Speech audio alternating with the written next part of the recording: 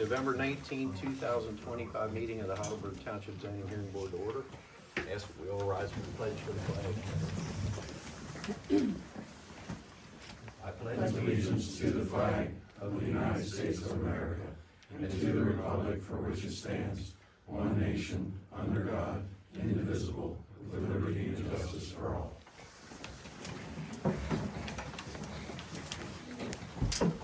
Okay, we have all three of our zoning hearing board members here tonight, so we have a quorum.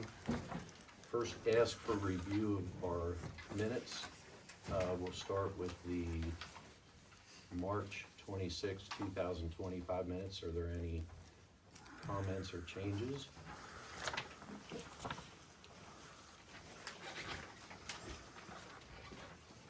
Not hearing any. Is there a motion to approve? First motion. I'll second. All in favor say aye. Aye. Opposed? Then the April 30th minutes. Any comments or changes? Hearing none, is there a motion to approve? I motion. Is there a second? Second motion. All those in favor say aye. Aye. Opposed? So moved. And the June 25th minutes. Any comments or changes? Hearing none, is there a motion to approve? Do the first motion. Is there a second? I second. All those in favor say aye. Aye. Aye. So moved. Okay. All right, we're gonna have.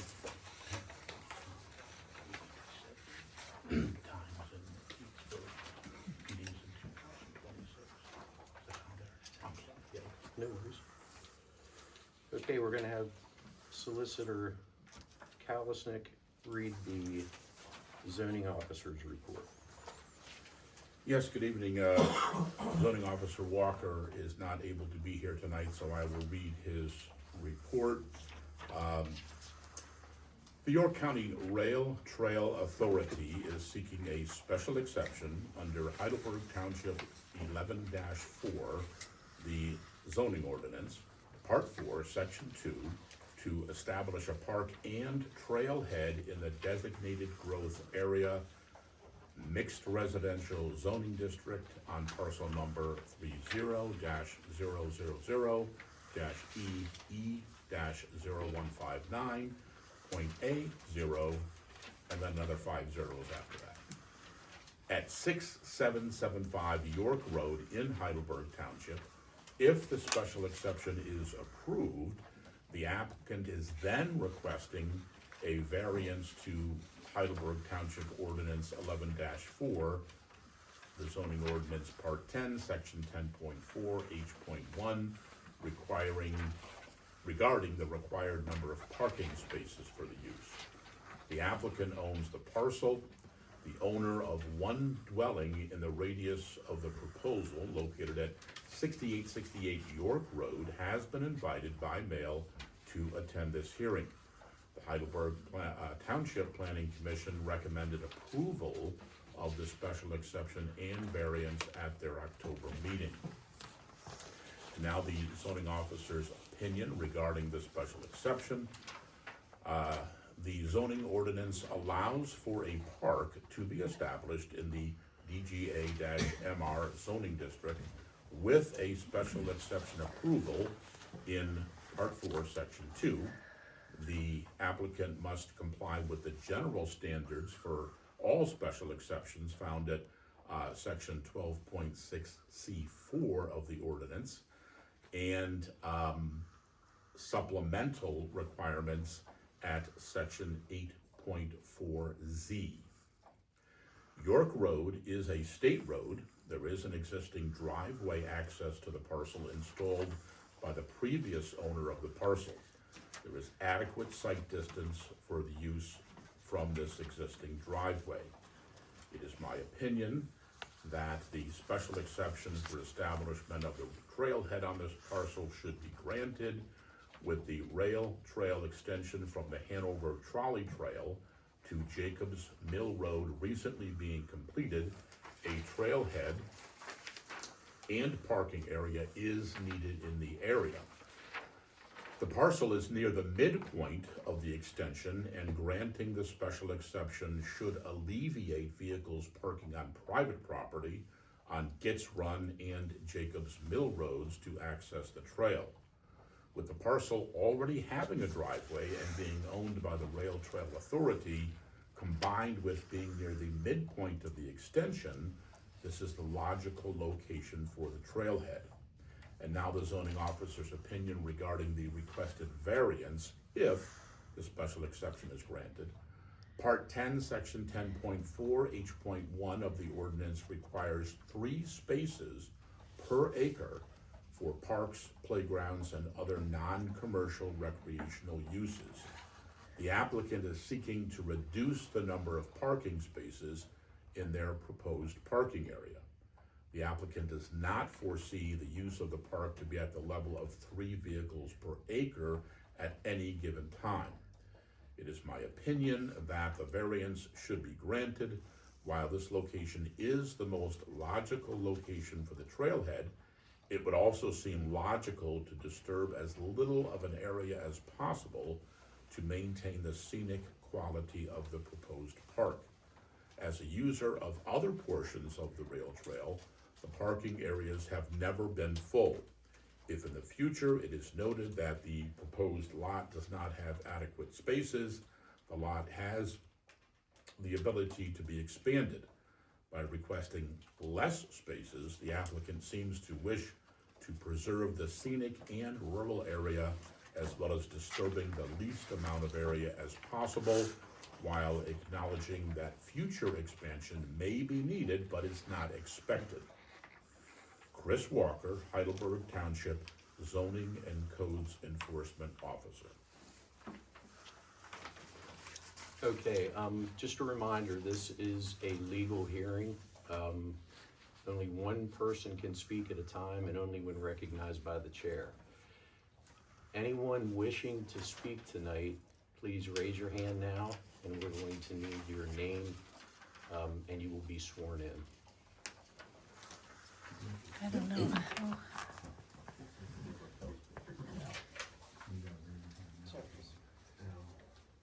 Is he? No, the attorney doesn't need to be sworn in. Okay. Okay, could you all stand up, please? You swear to tell the truth, the whole truth, and nothing but the truth, so help you God, or affirm? I do.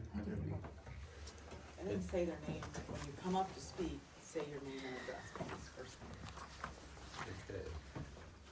All right, we'll go ahead and turn it over to the applicant to present your case. I think that would be me. Good evening. I'm Attorney Scott Bieberson, representing the applicant, the York County Rail Trail Authority. And the proposed witness tonight will be Mr. Afriol, who is seated to my left.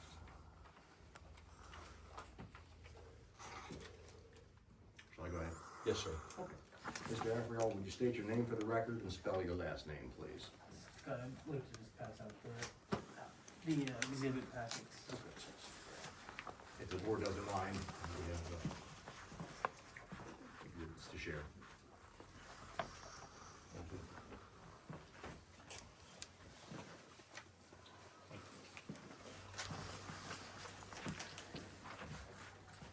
My name is John Afriel, Johnaffriol. How are you employed? I work for C.S. Davidson. C.S. Davidson's located at 38 North Duke Street, York, PA 17401. What do you do for C.S. Davidson? I'm a project manager. I'm also a registered professional engineer in Pennsylvania. I've been working as an engineer since 2017, or about 8 years. Specifically, my areas of expertise lie within hydrology and hydraulics, waterway permitting, public infrastructure design, and I'm also appointed as a township engineer in Lower Windsor Township. I offer Mr. Afriol as an expert witness in the field of engineering to the board. You can approve that. Approved. Thank you. Mr. Afriol, what's your relationship to this project? C.S. Davidson is the engineer of record for the Hanover Trolley Trail with the York County Rail Trail Authority. Specifically, I've been designing and managing Hanover Trolley Trail projects since about 2023. Where's the subject property located?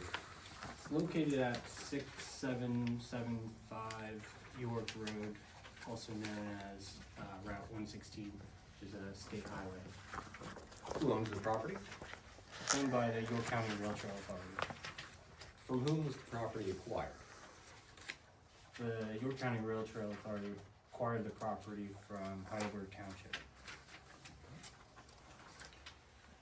Understand you have some exhibits. I'd like to direct your attention to exhibit number 1. Can you describe what that is, please? Yeah, it's an aerial photograph of the parcel and surrounding parcels. Specifically, the parcel in question is marked as 159A0 on this map.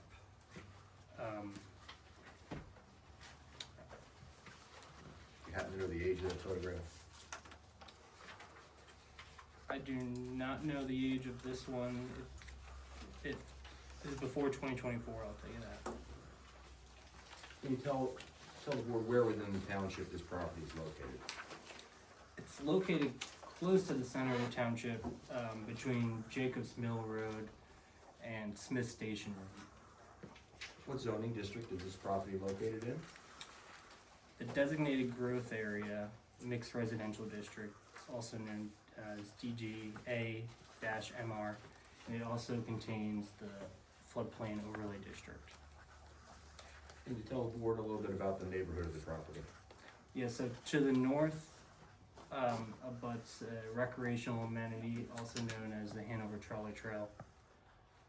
To the west is an agricultural field and a manufacturing business, Hanover Foods. To the south are 2 parcels that are vacant with billboards on them. 1 residential parcel with a single family double wide trailer located on the property. And to the east is a parcel that is partially wooded and agricultural, along with a single family residential dwelling. Does one of those adjacent properties appear to serve as parking for some commercial vehicles? Yes, I've observed a large, a decent amount of commercial vehicles in what appears to be related to asphalt paving, When you say a decent amount, can you assign a number or an estimate to that? 8 to 9 ballpark. I'd like to draw your exhibit to exhibit number 2.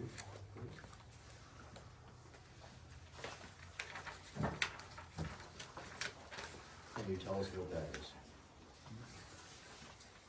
Yeah, this is the tax map, aerial photograph of the parcel in question.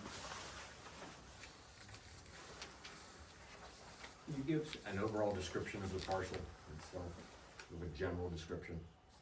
Yeah, so the parcel is about 12 acres in size. It's a non-traditional flag lot that has a frontage width of 25 feet along Route 116. The lot's largely wooded and comprised of wetlands, the Oil Creek floodplain, and a small portion of the western side is being actively farmed by the adjoining property owner, Wareheim Enterprises.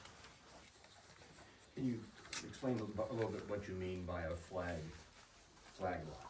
Yeah, so there is a portion of the property that becomes significantly smaller to allow the property to have access to the nearest roadway, which in this case is Route 116.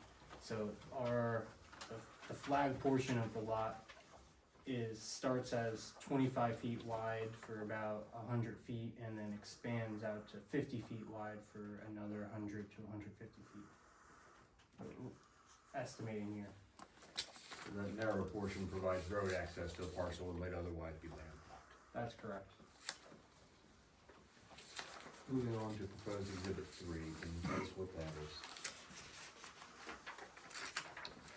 So this is a drone aerial shot taken of the parcel from the neighboring parcel to the west, also known as the Wareheim Enterprises parcel.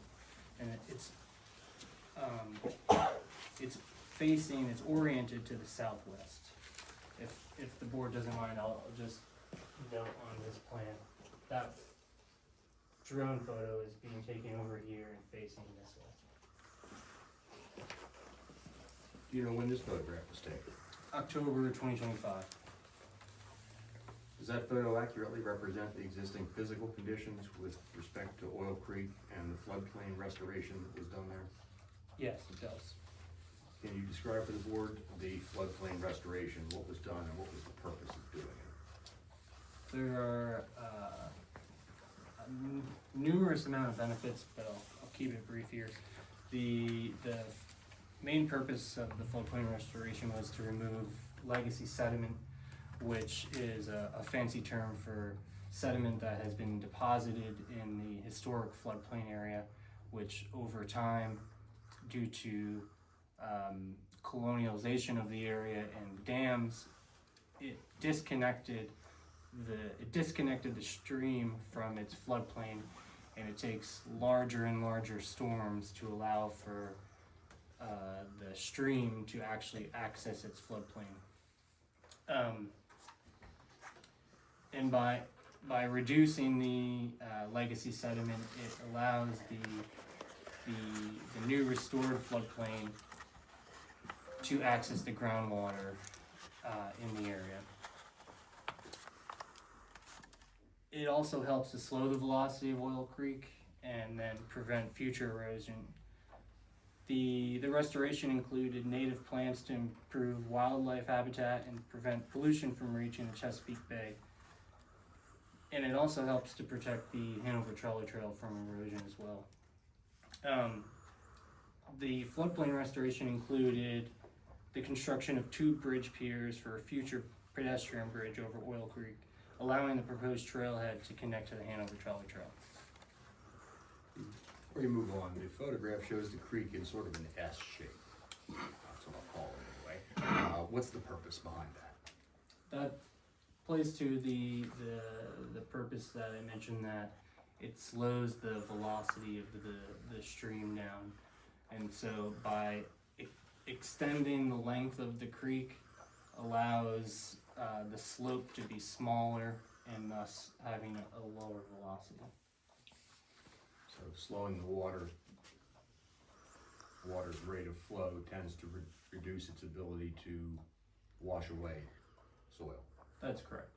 And I'll just add one more point to that. When the authority took ownership of the parcel to the north, which is the parcel for the Hanover Trolley Trail, this portion of the trail was completely washed out, and you had rails that had no ballast under them. They were just hanging, dangling, due to the amount of flooding that occurred and rendered the train useless in this area.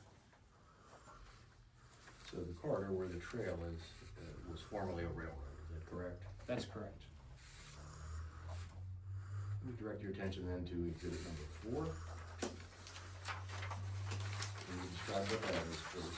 This is another aerial photograph, and I'll just hope the board on where this is taken from. This is taken from about right here on the neighboring property of Ellen Bowersox and facing this direction, so to the west. You know when that photograph was taken? October 2025. Does the photograph accurately represent the existing physical conditions from an aerial standpoint of this property? Yes, it does. What do you know about the history of this parcel? The Rail Trail Authority's parcel. So in 2000, this parcel was subdivided by J. William Wareheim, and he created a 4-lot subdivision. So the entire parcel before it was subdivided extended all the way down to Route 116, across the front of 116, and then all the way up back towards the edge of the railroad corridor and across. And what the subdivision did was create 4 lots, 1, 2, 3, 4.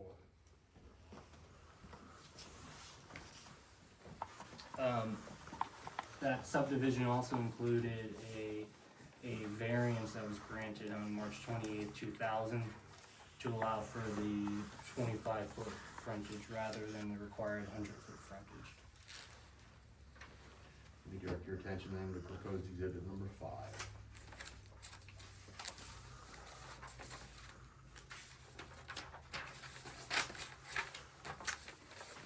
Can you tell us what that is?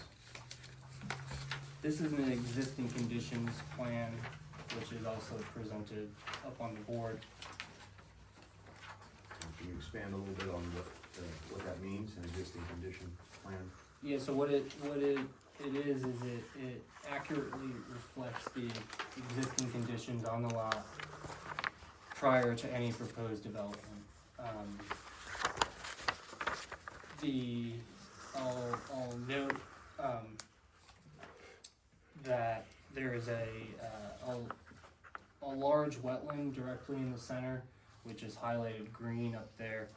It's also green on the exhibit number 5. That was formerly, from my research to the lot, a farm pond that has since been abandoned on one of the prior uses of this lot, and now has become a wetland area.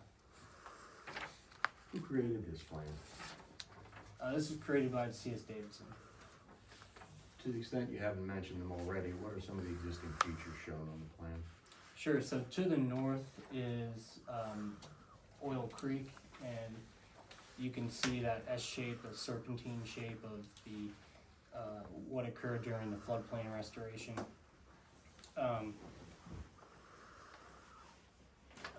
Like I said, in the center is that wetland area.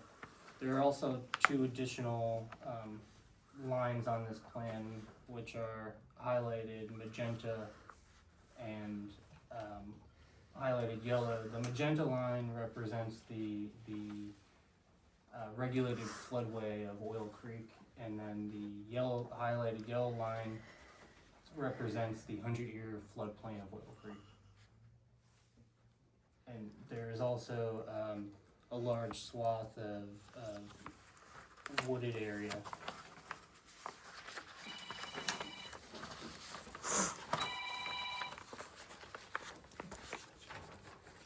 Is the subject property being put to any existing use? This is a challenging question. So when the parcel was owned by Heidelberg Township, its use defaulted as a municipal use, which is reserved for Heidelberg Township. When it was sold to the Rail Trail Authority, they cannot continue that use since they are not a part of Heidelberg Township or a municipal authority that was created by Heidelberg Township. So the existing use right now is somewhat of an extension of that, and I can't describe it further than that.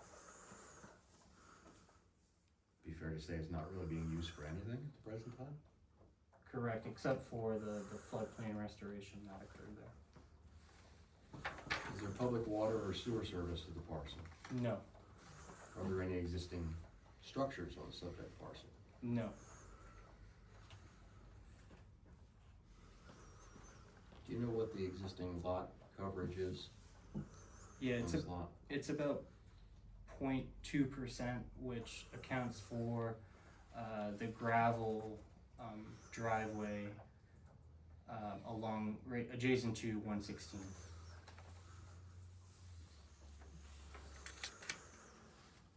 You mentioned earlier something called a floodplain overlay district. Can you explain what that means?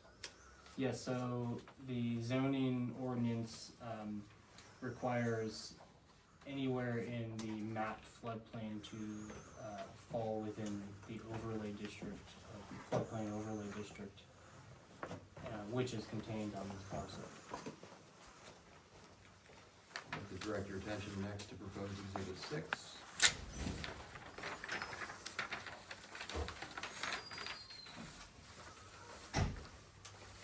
Excuse me, sir.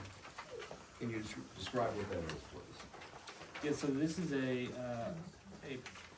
aerial photograph that has, of the parcel, that has the floodplain area hatched, and it states the non-buildable area, which is within the floodplain overlay, as 9.587 acres, and then the area outside of the floodplain is 2.423 acres.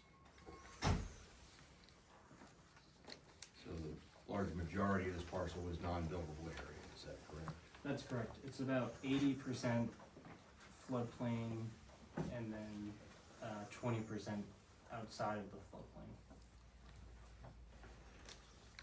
Direct your attention to proposed exhibit number 7. Can you tell us what that is? Yeah, I'll just quickly switch out this, easel here.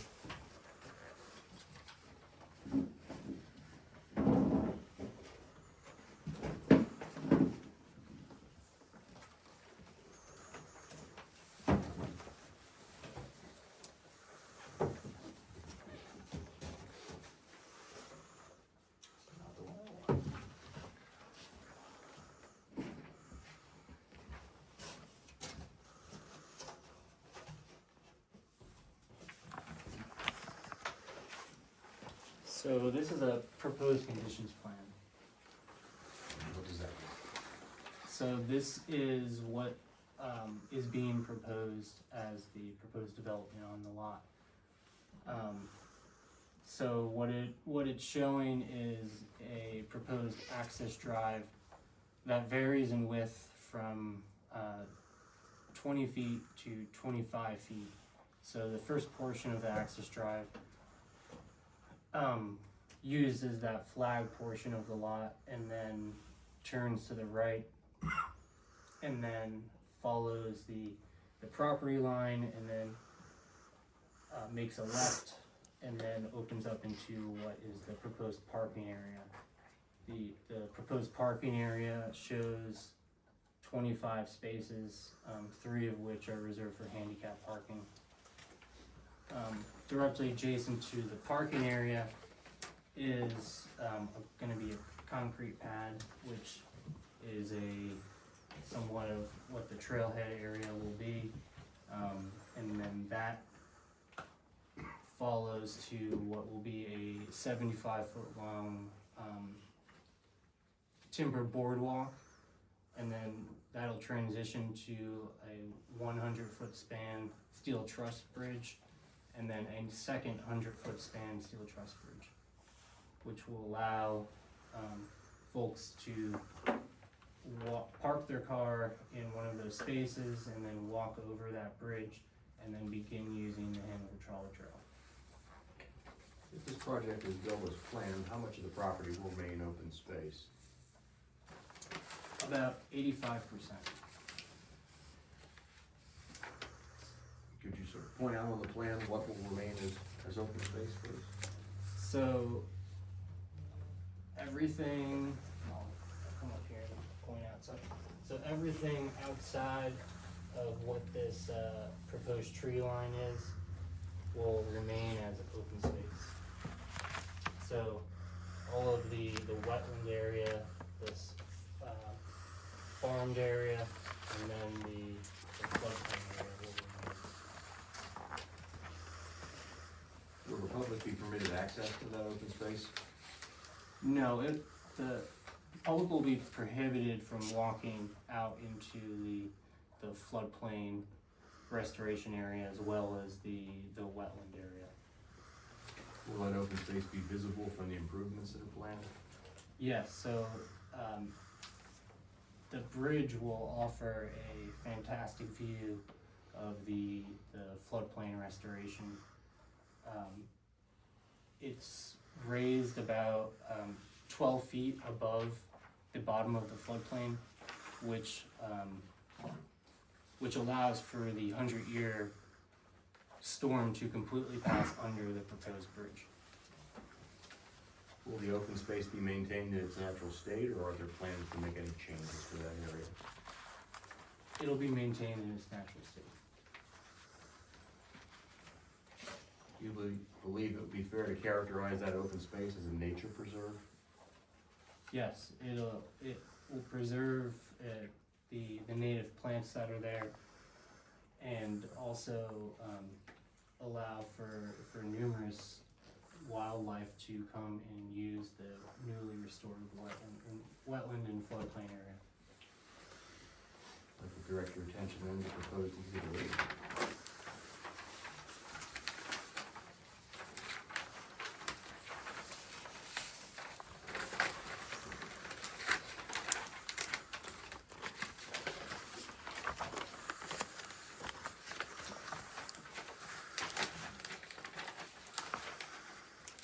Can you tell us what that is, please? Yeah, so this is the same proposed condition plan, except it's just zoomed in onto the parking lot and access drive area to give a closer view on what we are proposing here. If we haven't touched on it already, can you describe the purpose of the parking lot and what's called a trailhead? Yeah, so currently, right now, the only place that you are technically allowed to park, and that doesn't mean other people don't park otherwhere, they shouldn't be parking there, is Mall Field in Hanover Borough, which is about 3.5 miles from Jacobs Mill Road. So for someone to want to access this portion of the Hanover Trolley Trail, they have to walk 3.5 miles. And it's an unrealistic amount to ask people to walk, which is currently leading to folks wanting to park along Gates Run Road or Jacobs Mill Road, which is not what we want. We want to provide a place for the public to come and park where they should be parking and access the Hanover Trolley Trail. Other than what you've described so far, are there any structures proposed to be built on this parcel? No. You know what percentage of the entire lot will be covered as a result of this project?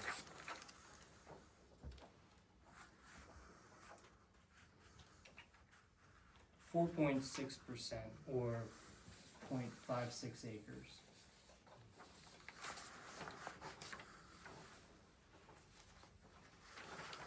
Does the proposed access driveway meet the minimum required site triangles for access drive abutting the state road?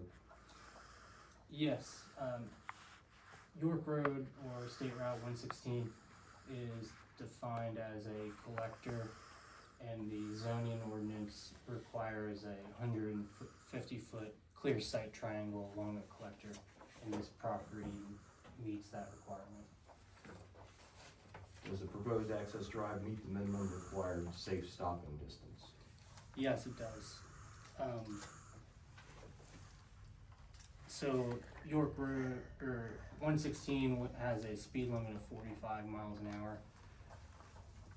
So if you are approaching the access drive from the west, so you're driving along 116 headed towards Spring Grove, the required safe site stopping distance is 356 feet.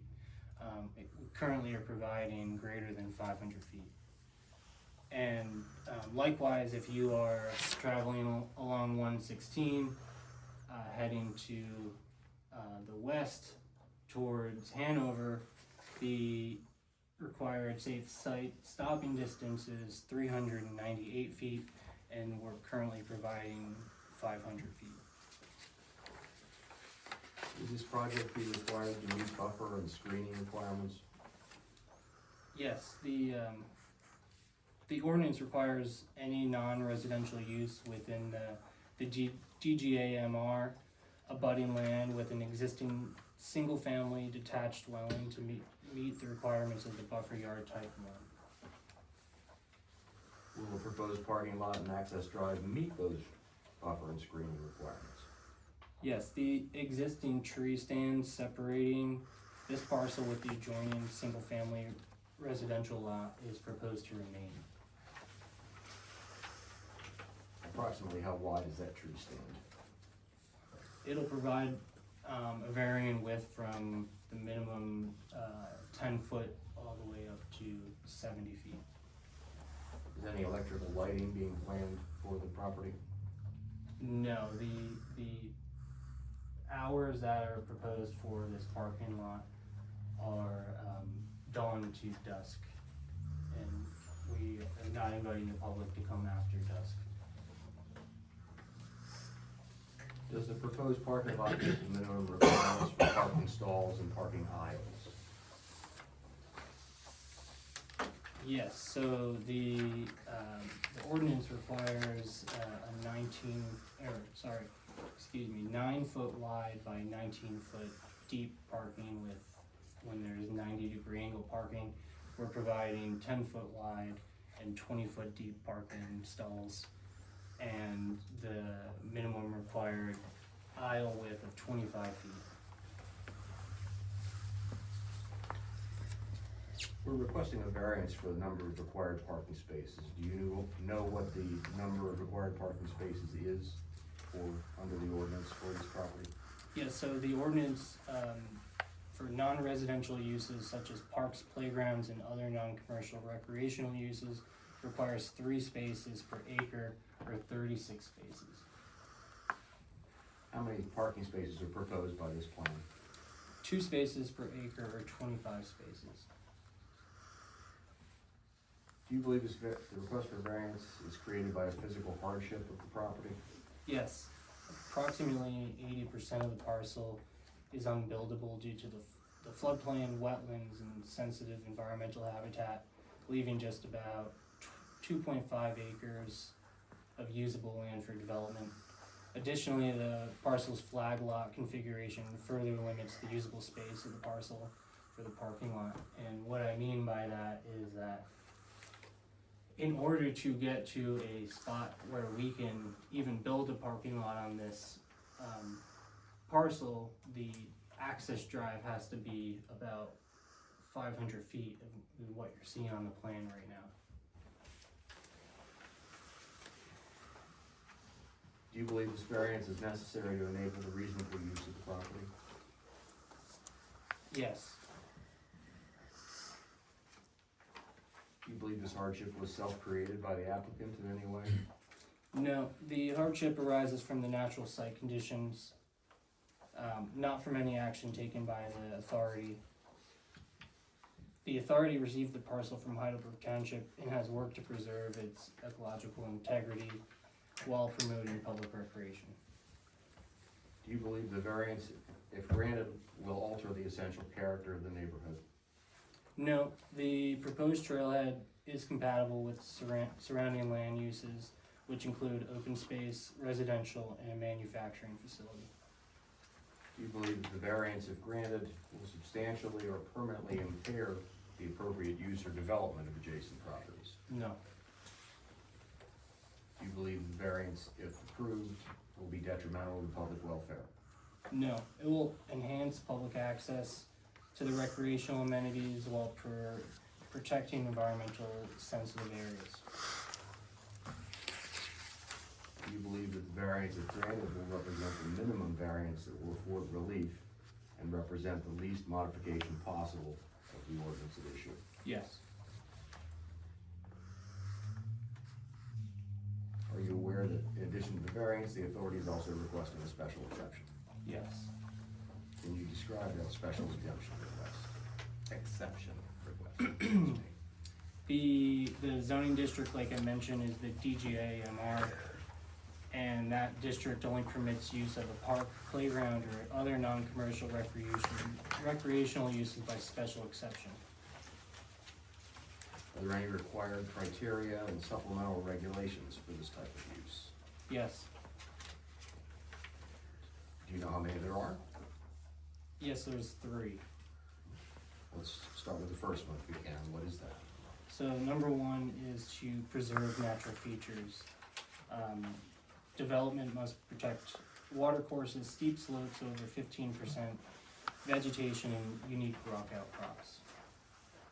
Does the proposed plan meet those criteria?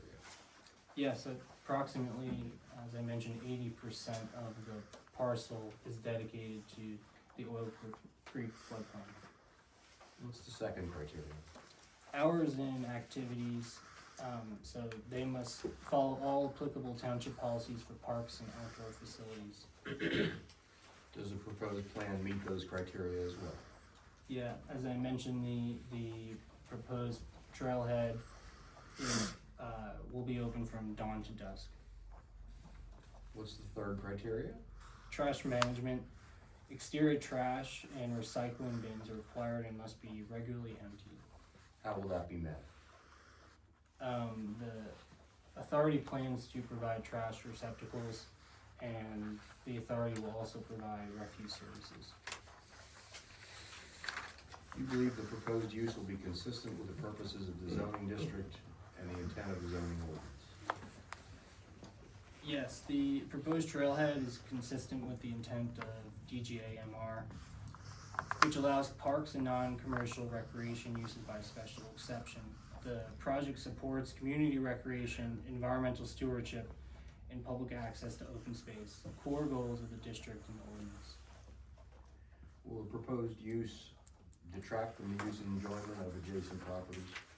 No, the proposed trailhead is designed to be low impact and compatible with neighboring uses, which include open space, residential, and a manufacturing facility.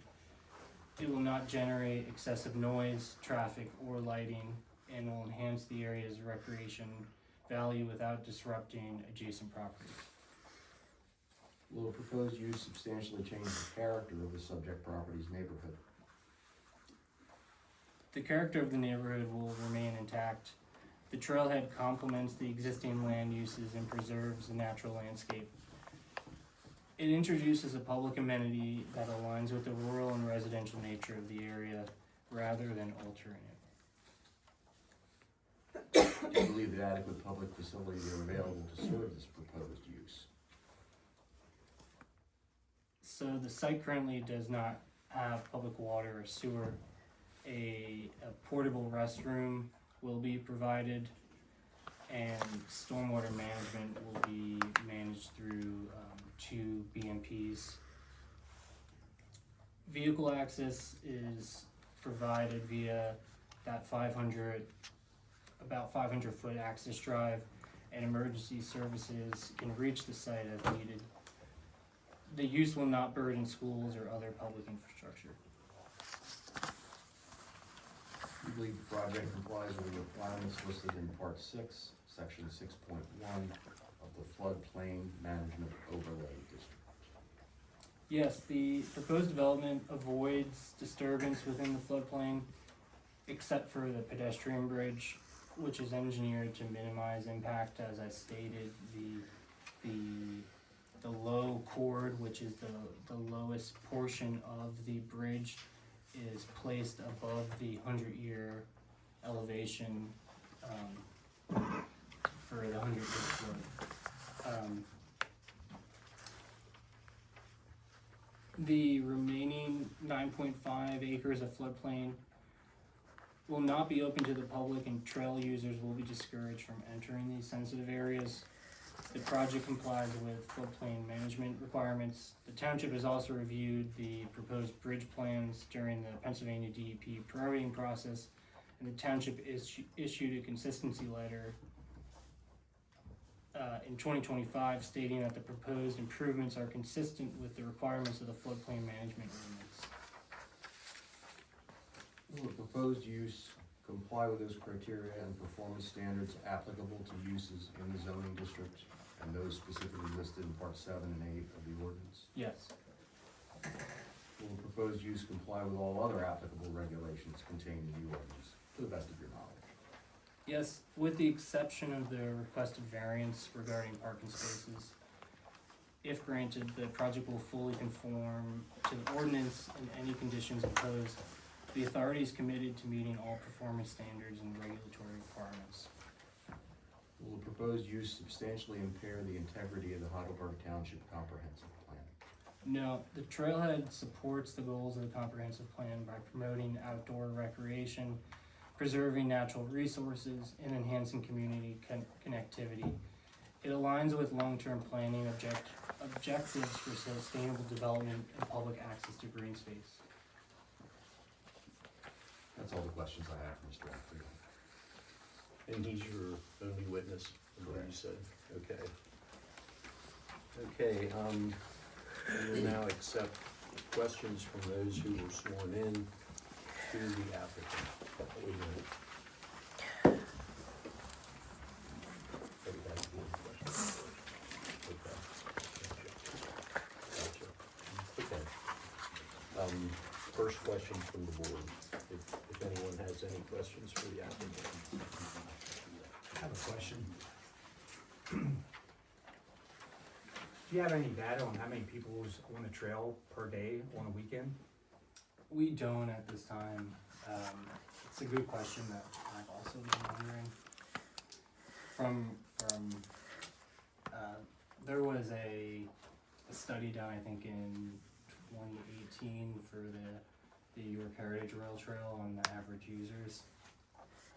But to be honest, you're comparing apples to oranges, because this is a brand new trail, and that is a trail that has existed since the 90s, or late 90s, early 2000s.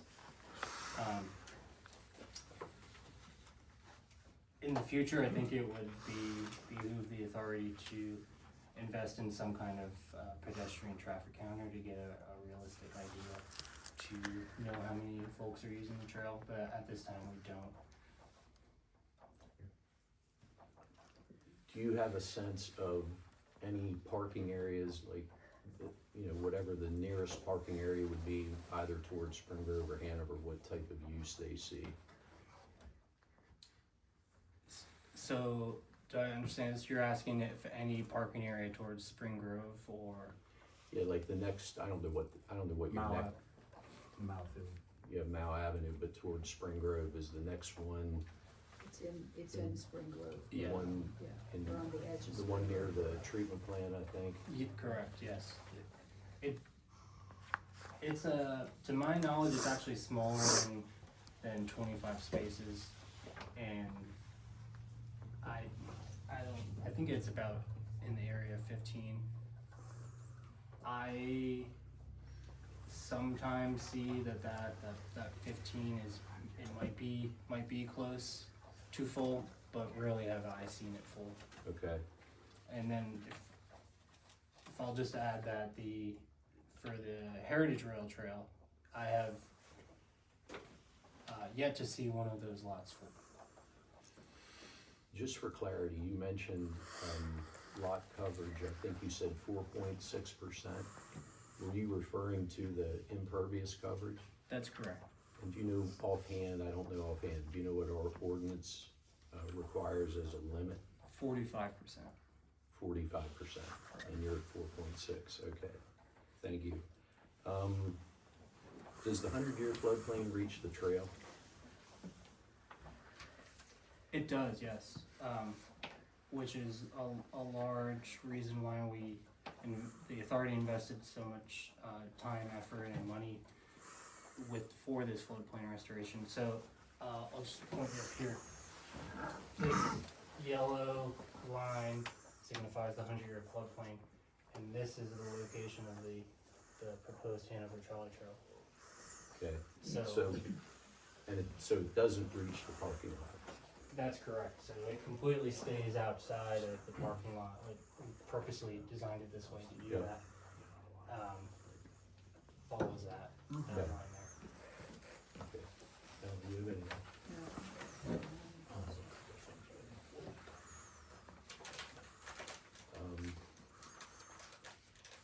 I think you're good. Okay. So before we open it up to other interested parties, just a couple of questions, some just for clarification. You referenced C.S. Davidson. Can you just clarify for the record who or what C.S. Davidson is? C.S. Davidson is an engineering firm located in is C.S. Davidson your employer? Yes, I'm employed by C.S. Davidson. Okay, so the engineering work was prepared through yourself under your employer, C.S. Davidson? That's correct. Okay, just clarifying for the record. You mentioned that the public would be prohibited from the open space area. Do you recall that testimony? I do, yes. How will the public be prohibited? Via signage and the natural separation of where we're keeping the tree line. And then also the around the where folks will be encouraged to go up towards that bridge and then across, which is keeping them 12 feet above the floodplain. Okay, so there won't be any physical barrier preventing people from entering the undeveloped area? Not at this time, no. Okay, so what happens if someone does venture into that area? How dangerous is that? So the floodplain area, just as, you know, any type of stream, you know, carries some risk. And in my view, the authority does a good job at posting signs throughout the trail that say remain to the trail and to respect private property. So does that answer your question? Yes, are there any other parts of the rail trail similar to this where there's undeveloped area where you don't want the public just wandering into, that is also prohibited by signage or whatever passive method? Do you know of any other areas like that on the rail trail? I'd say all of it. We do not want anyone actually leaving the corridor or Okay. the trail. Almost everywhere along the trail is surrounded by private property, and we are not encouraging anyone to leave that trail and enter onto private property. Okay. And how long has the rail trail been in existence? Since early 90s, Okay. the Rail Trail Authority, So, the rail trail itself? the Hanover Trolley Trail. Yes.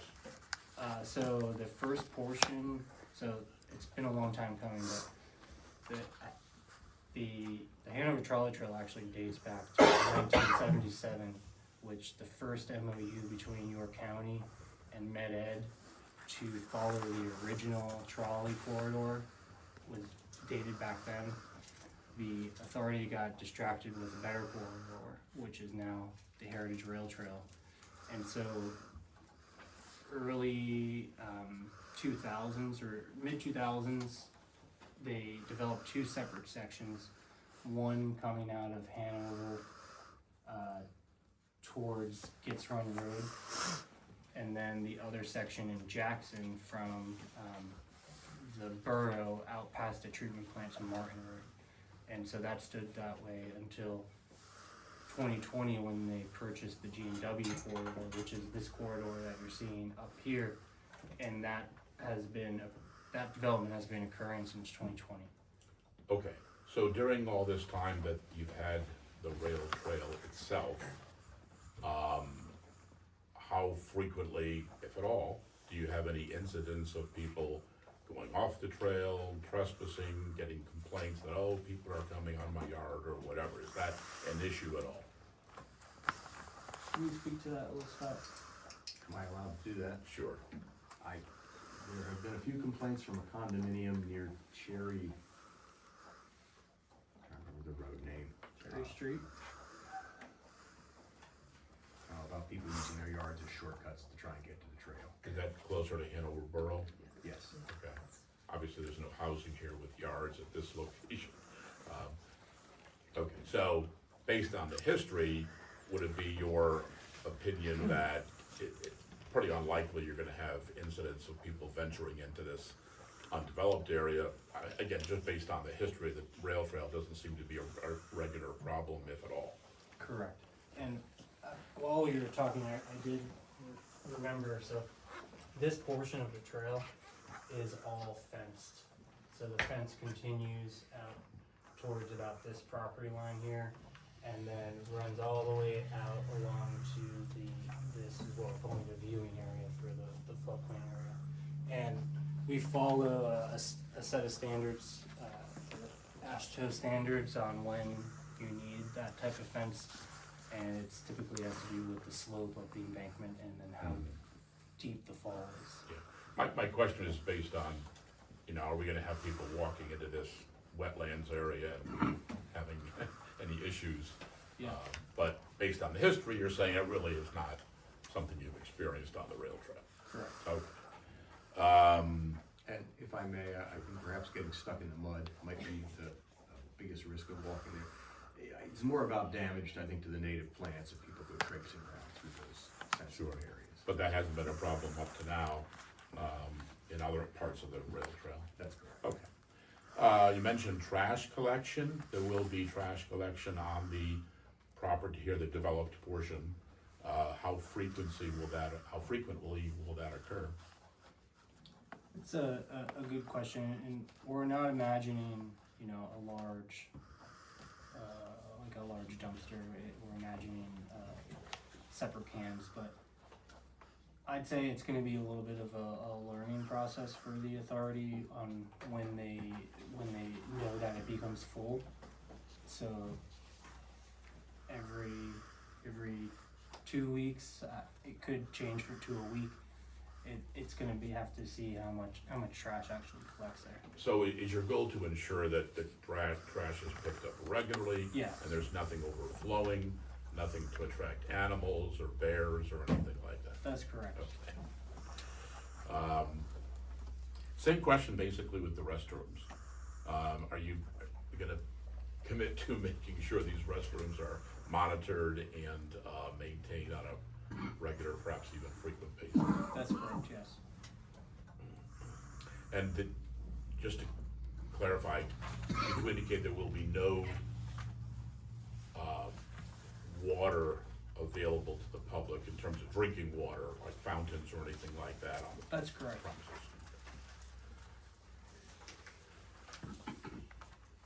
Okay, thank you, Mr. Chairman. Thank you. All right, now, we'll take questions to the applicant from those who have been sworn in, and just please raise your hand and we'll need your name for Christina. So any questions for the applicant? Mark Hudak. Mark who? Hudak. Who, thank you. So the lighting that you talked about, since there's no lighting there, other parking lots on the rail trail, is there other parking lots that doesn't have lighting in the evenings after the park closes? I'm not sure about Molefield.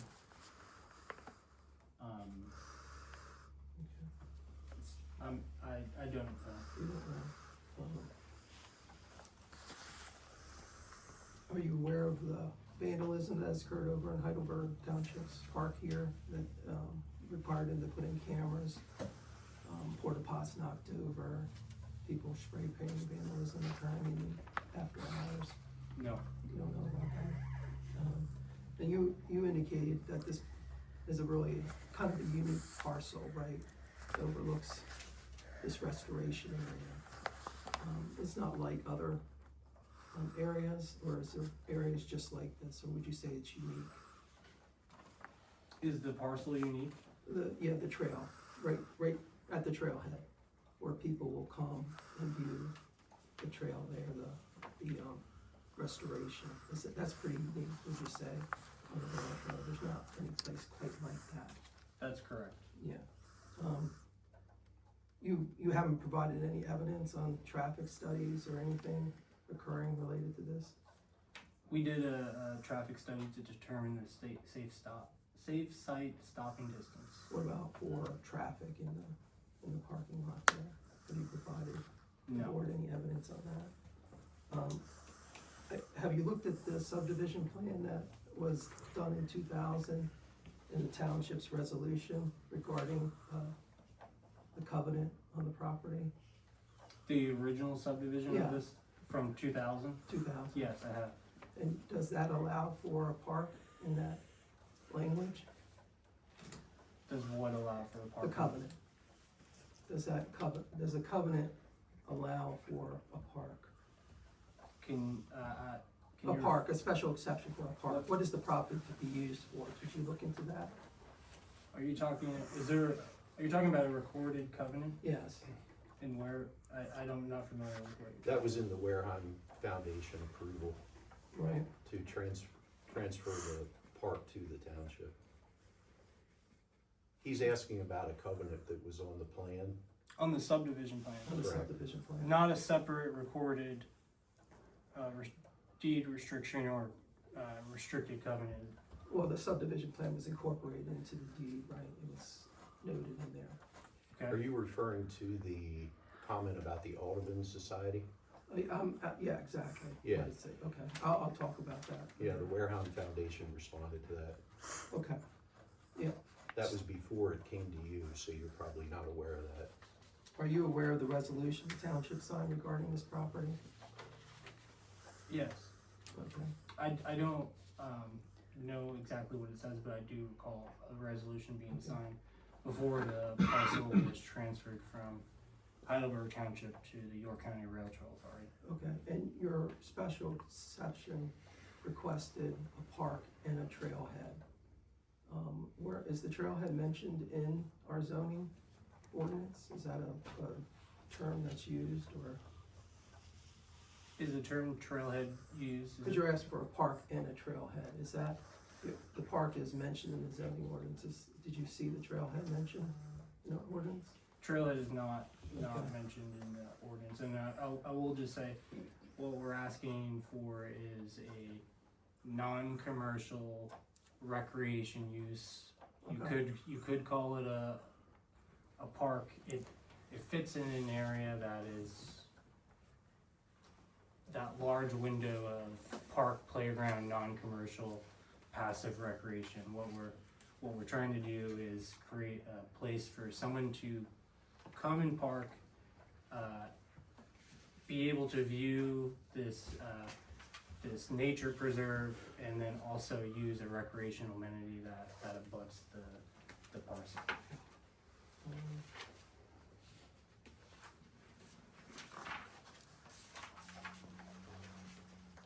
Going back to the flag lot, I mean, the flag lot, when the subdivision was developed by, I guess, the Warheim Foundation,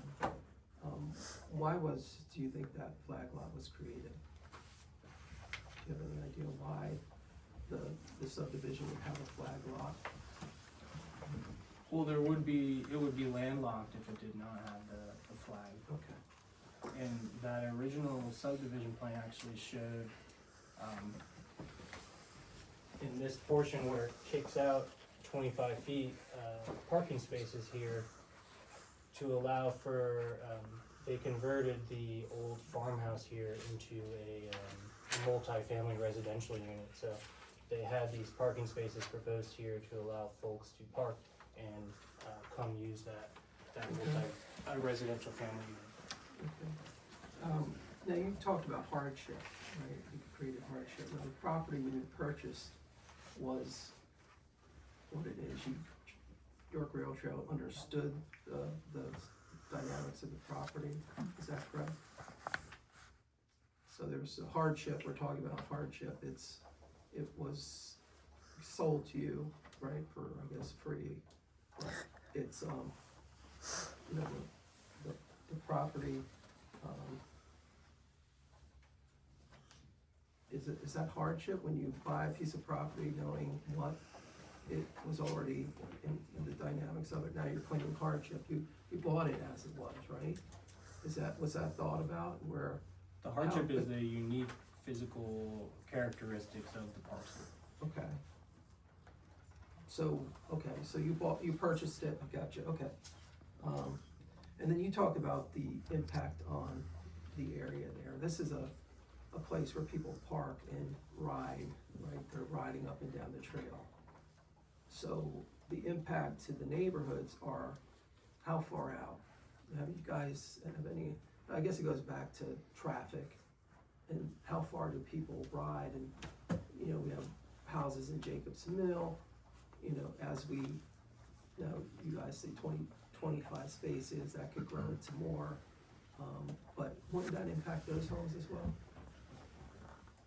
Wouldn't having a parking lot here impact those homes? Well, we talk about a park, right, in the ordinance has, an area, typically what's a park, this is a trailhead, so the impact to our community is not just that area, it expands out into Jacobs Mill, people in other areas of the township.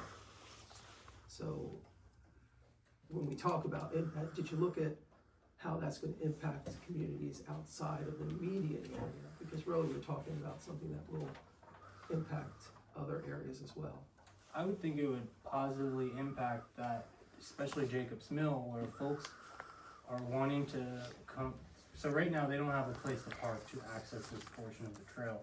And I'm sure you've seen a lot of those neighbors there to the trail have placed no parking signs. And they don't want people parking there, and I don't want people parking there too. So by providing this parking lot gives people who want to use the trail a place to park. So I would think it would positively impact them. Right, okay.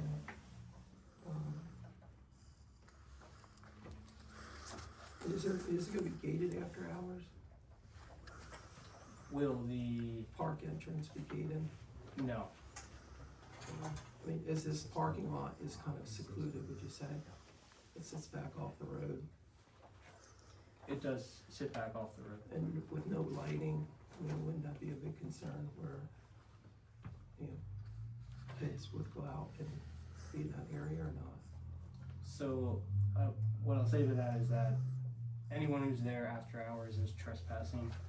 And if anyone from the public sees someone trespassing there, we absolutely encourage you to call Northern Region Police to let them know that there is someone trespassing in the lot.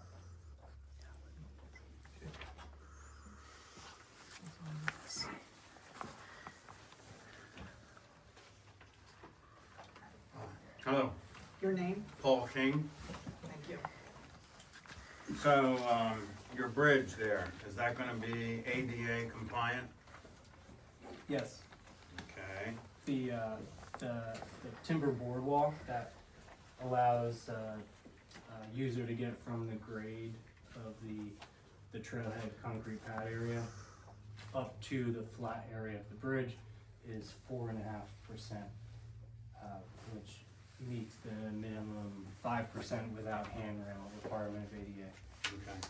I'm having a little trouble with the percentages on improved areas, and perhaps I just didn't hear it correctly. I believe you said 4 to 6 acres is being improved, counting the road access, the bridge, that it's gonna be about 4 to 5 acres. Did I hear that correct? 4.6%. 4.6% is the impervious coverage on the lot.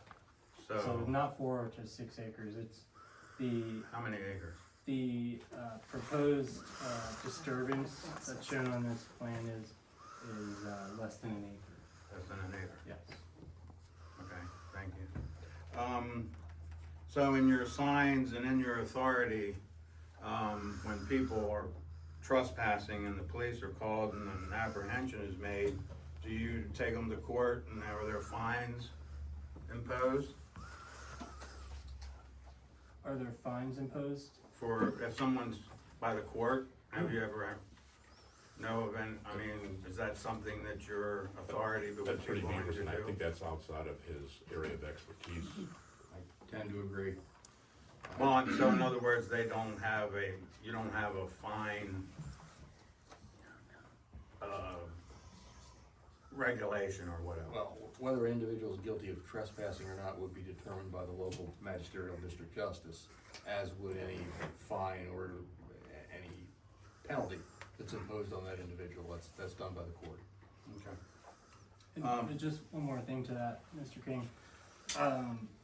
The ultimate goal of the York County Rail Trail Authority is to develop build trail and trail amenities such as this trailhead, but their job is to develop it, and once they are done developing the trail, they will then transfer the ownership to the county, and the county does have imposed fines for what you mentioned, So, but not the York County Rail Trail.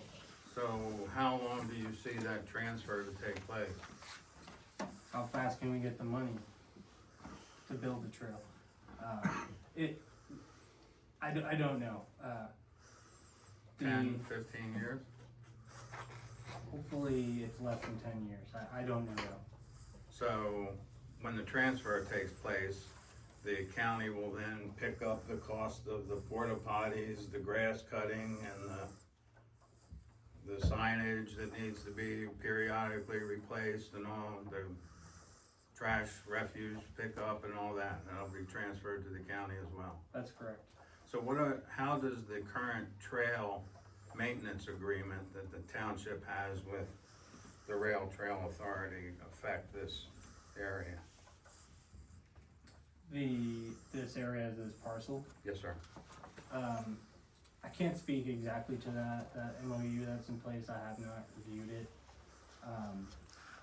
I will say though that the authority, when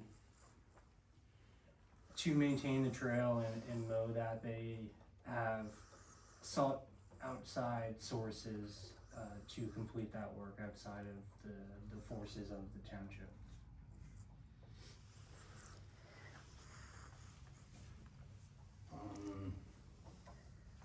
So you had quoted that some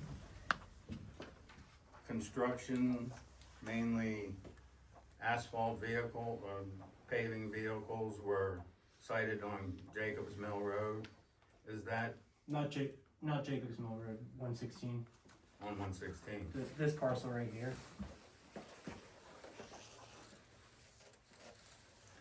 Okay. Oh, I'm sorry, I thought it was, you were saying Jacobs Mill.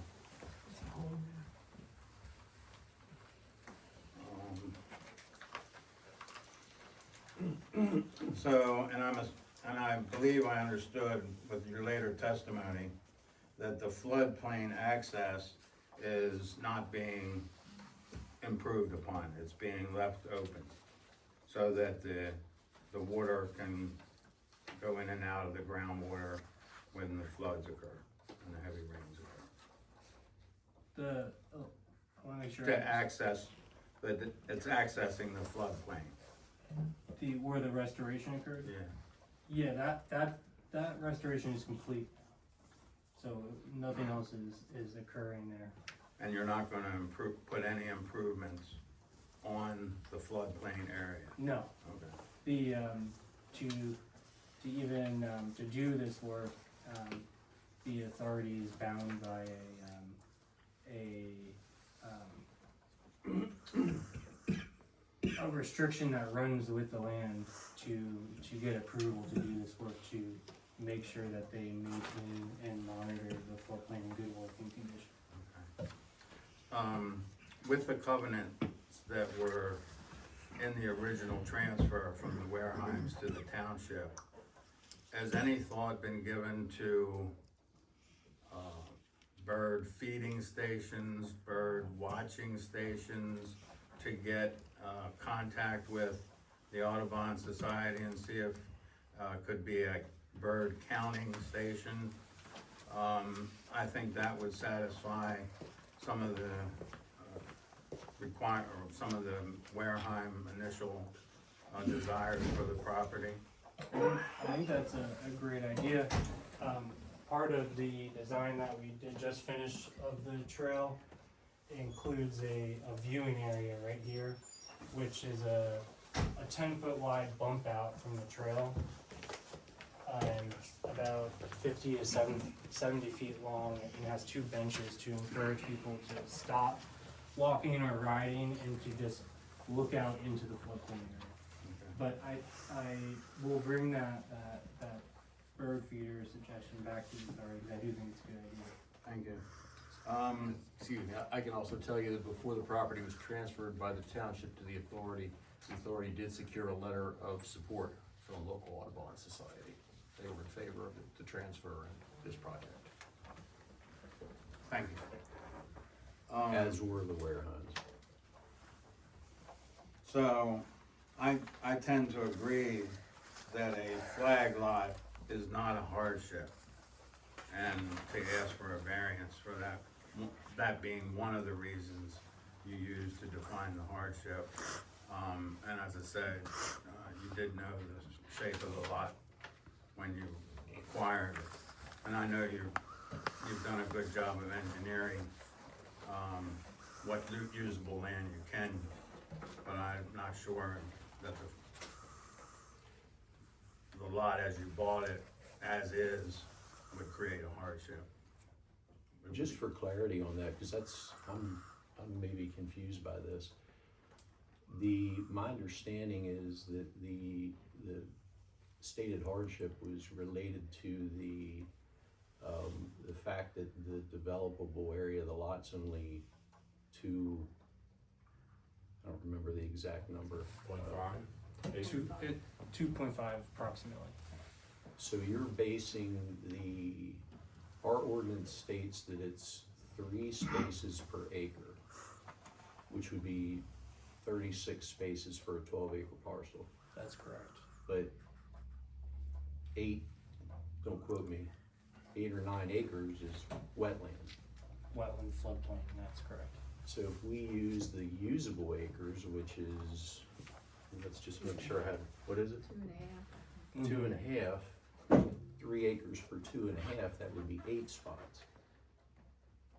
About that.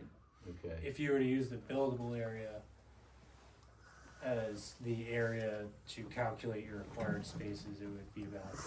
So to get clarity on what Paul's and I think Mark are saying about the hardship, can you tell us again what was the answer to the question that you asked regarding hardship?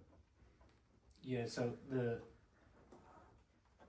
main hardship is the fact that there is a unique circumstance that 80% of the lot is covered by the floodplain.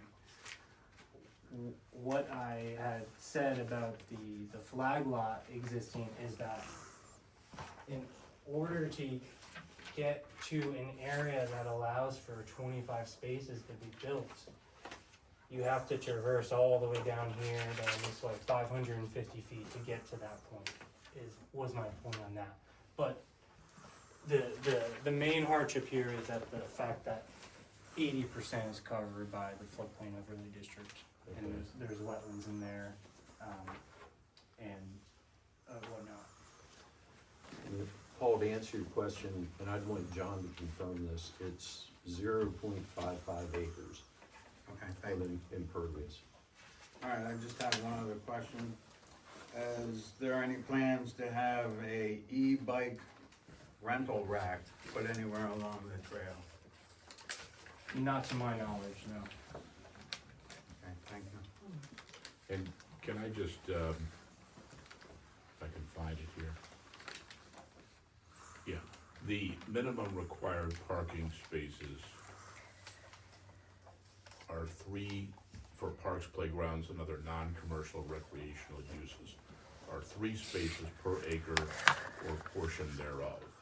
So really, if you have 2.5 acres, the normal requirement would be 9 spaces, because the half acre would be a portion. Sure, we're not gonna build a half a spot, but yes, Right. I agree with you. Can I follow up question on that? We need to move on with other Well, people. just on the, so this is a trailhead where the parking requirement was built on the acreage of the park. We're talking about people going into a rail. You have a question for the witness? Well, the difference between, the 2.5 is based on a normal park. Well, this is unique when you say that more people will park here because they will access another rail that will go miles. The 2.5 is what is developable. The rest of Oh, the no, I'm land saying- is wetland. The people parking, the why there's 3 spaces is because it's the size of the property in the park. But the people will be accessing a park, which it will include the trail, right? There'll be, and that goes for 100 miles eventually, right? I wish. But I'm just saying, you know, I'm just saying, wouldn't that be in someone's mindset of saying, how much parking do we need because of the amount of traffic that will access this trail? It's not a normal park, like the zoning ordinance was written, it's a trailhead. And then we have a park, which is the parking area. Yeah, I'll just say to that is we're bound, or we can only do with what we're given in the ordinance. And to that point is that this is not the only parking lot that is proposed for this trail. The one there is at Mal Field. When the trail reaches this point, Mingus Mills, there is another future parking lot that is proposed there. And also, this is a park. The trailhead is part of the park. I'm confused by this conversation too, because. Well, it's a non-commercial recreational use, okay? You don't need to call it a park, you could just call it a non-commercial recreational use. That's, the conditions are for parks, playgrounds, and other non-commercial recreational uses. Thank you. So it's a moot point whether you call it a park or not, it's a non-commercial recreational use. Thank you. Okay. Other questions, sir? Eric Single. So you stated you have no data on, I'm gonna keep harping on this even though you don't want me to. You have no data on users of the trail and you're asking for an exception for the number of parking spaces. How can you know how many parking spaces you need with no data? It's just a guess. Is it the right amount? Is it enough? Is it too many? You have no data to back anything up. Correct? So no, we don't have data that says how many people are using the trail right now.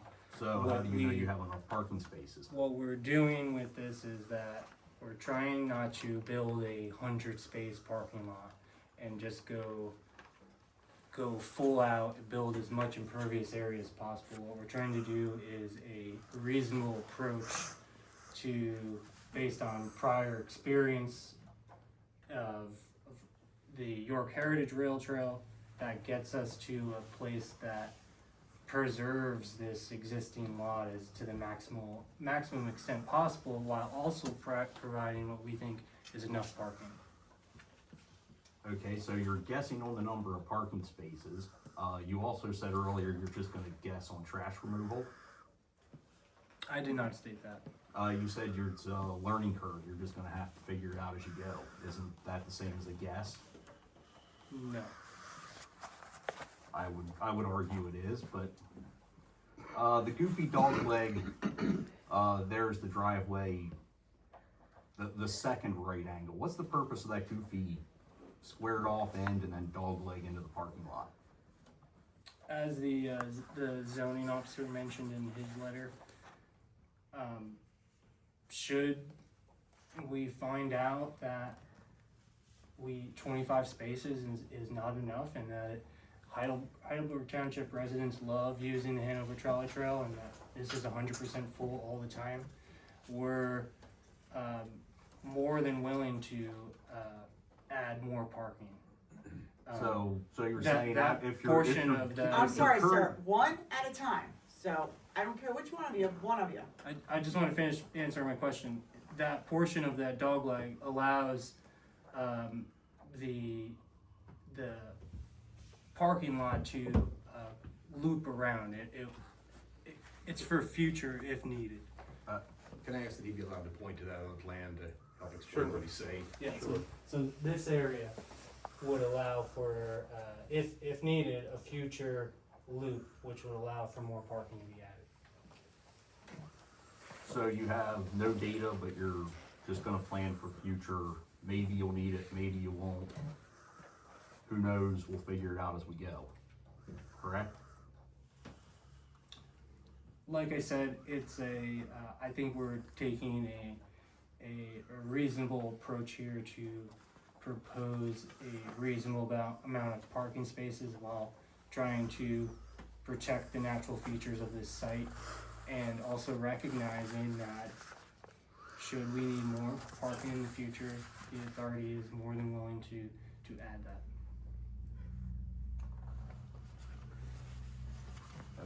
Okay. Are there any special events that are ever gonna be planned to have here? Any races, concerts, hot dog sales, Girl Scout cookies? Not to my knowledge. The only event that I can think of right now would be a future ribbon cutting ceremony for this trailhead and the recently completed floodplain restoration and trail. And the ordinance specifically states non-commercial. I'm less worried about commercial and more worried about things like rail trail fundraisers, things like that. That's You have a question for the witness? sure. I'll probably have some more.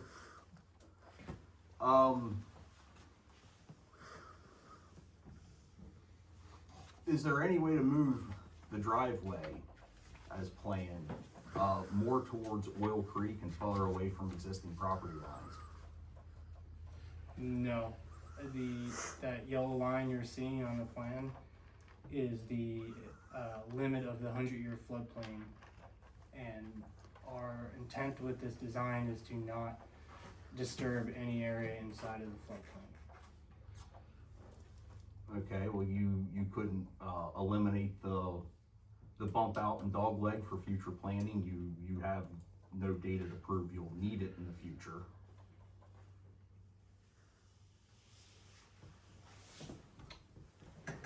What's the question? I'll walk up here and show you. So, instead of running straight in like this and dog legging around, I'm talking going like this, nice curve right into the parking lot, eliminate that. You have no data saying you'll need it, why put it there, get rid of it? It's put there to allow if we do need it future. Well then, if you need it in the future, you could put it there in the future. That would require demoing and keeping a portion of that. Wouldn't necessarily facilitate using it in the future. What if you never need it in the future? What if we never need it in the future? Yeah, you currently think you have enough parking spaces, you think. So if you think you have enough, why are we planning for future expansion if you think we currently Are you don't saying need to that put a many? curb there and get rid of the 90? Yep, Is it just to be I'm clear? talking just cut this off like this. What's the issue with the 90? I want it further away from my property. Okay. I'll be blunt, I don't want it right on the back of my property. I'm concerned there's gonna be vagrants and bums camping out in there all night. I paid money for this place. I'd like to keep it worth something and not have bums, heroin needles, God knows what else, thrown on my property. Farther away I can keep the driveway, the better.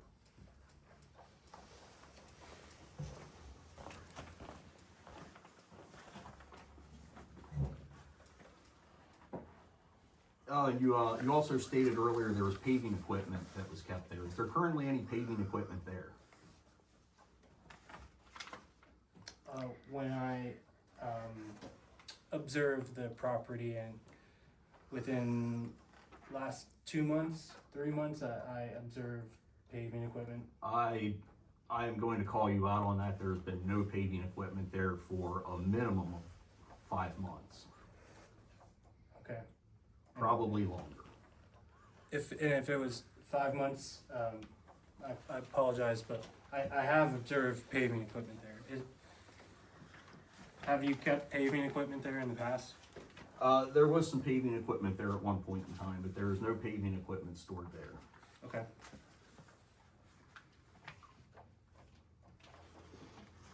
And if there was, what difference would it make?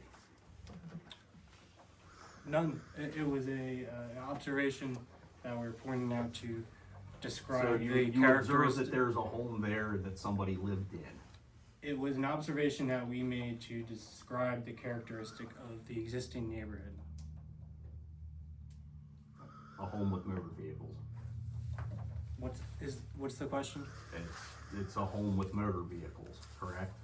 It's a home with motor vehicles. Yes. It's a single family, double wide trailer home, yes.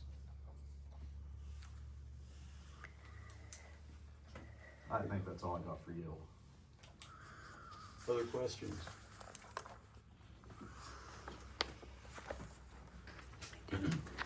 My name is Lori Van Tassel. I have a couple questions. So, e-bikes ride on this trail, is that right? That's correct. Is So- there anything keeping the e-bikes from going over the bridge?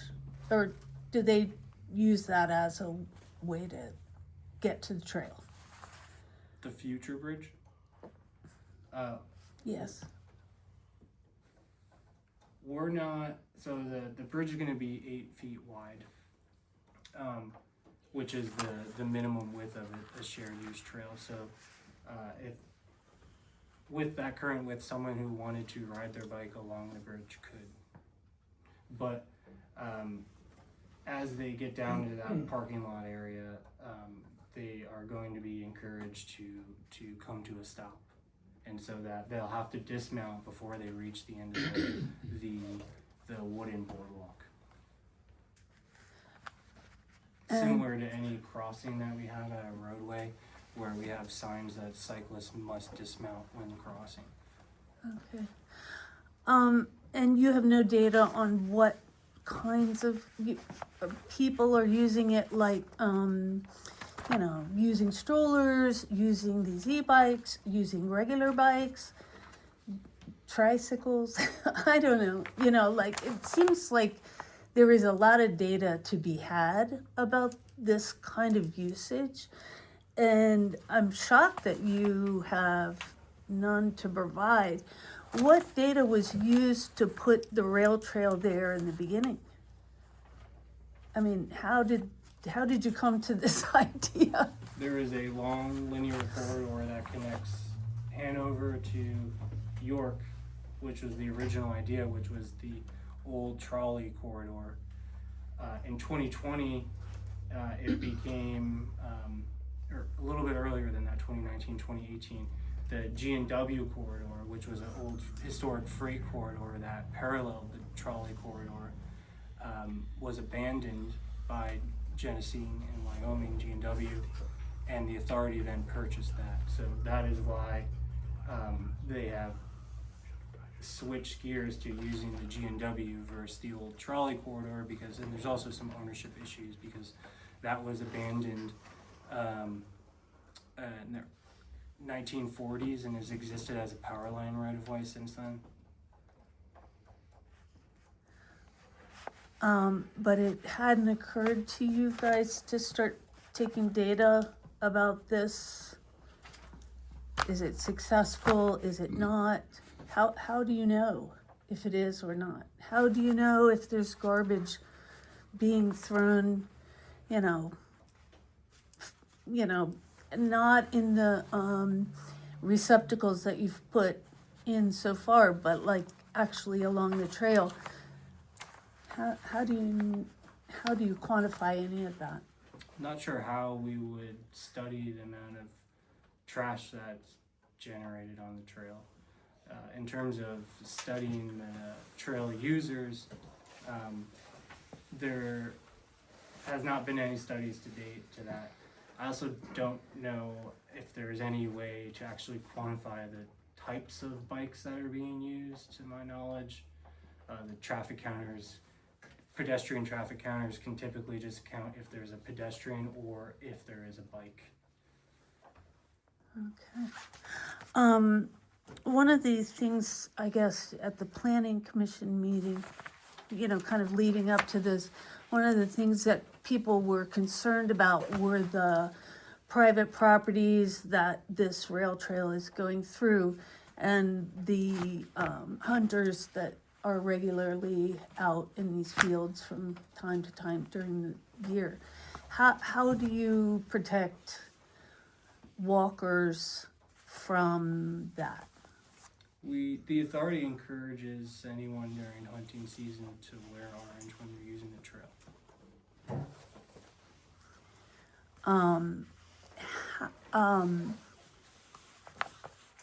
The receptacles are gonna be in the parking lot, right?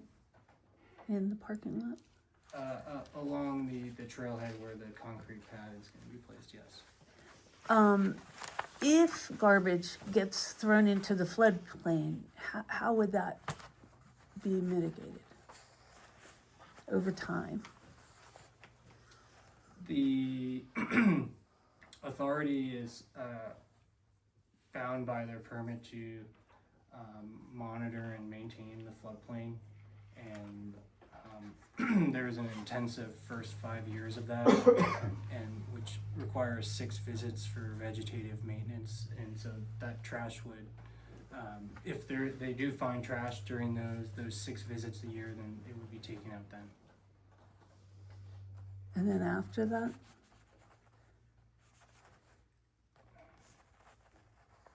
If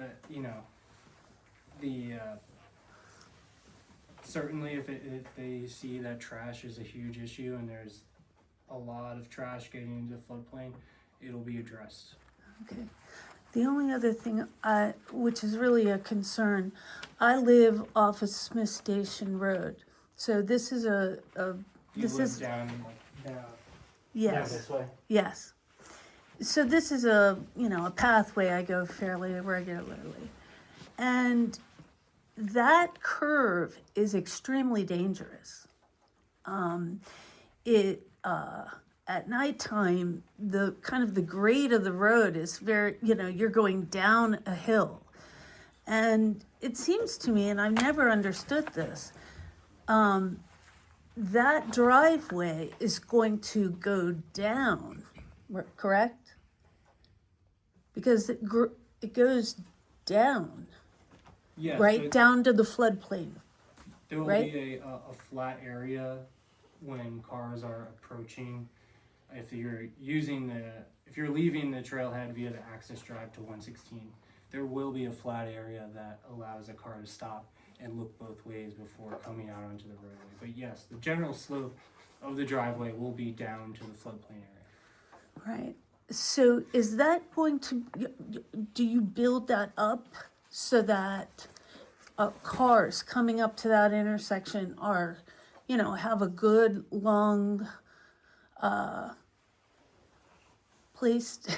I just always look at it and think cars would kind of be looking upward. And I know that just making that left-hand turn onto Smith Station, just that is dangerous enough. But to put a driveway in the middle of that seems extremely dangerous to me. We've already had, problems on that curve with vehicles going off the road, kind of like right in front of where the parking is. So, I'm not sure I believe the safety of this whole thing. I guess I'm making a comment more than a question. But I guess we'll just have to see how that goes, right? Happy to answer a question. I'm waiting for that one, but do you? Does line of sight also include like grading? Like you're coming down that hill, down around the curve. So does that include all of that from your driveway? From that driveway?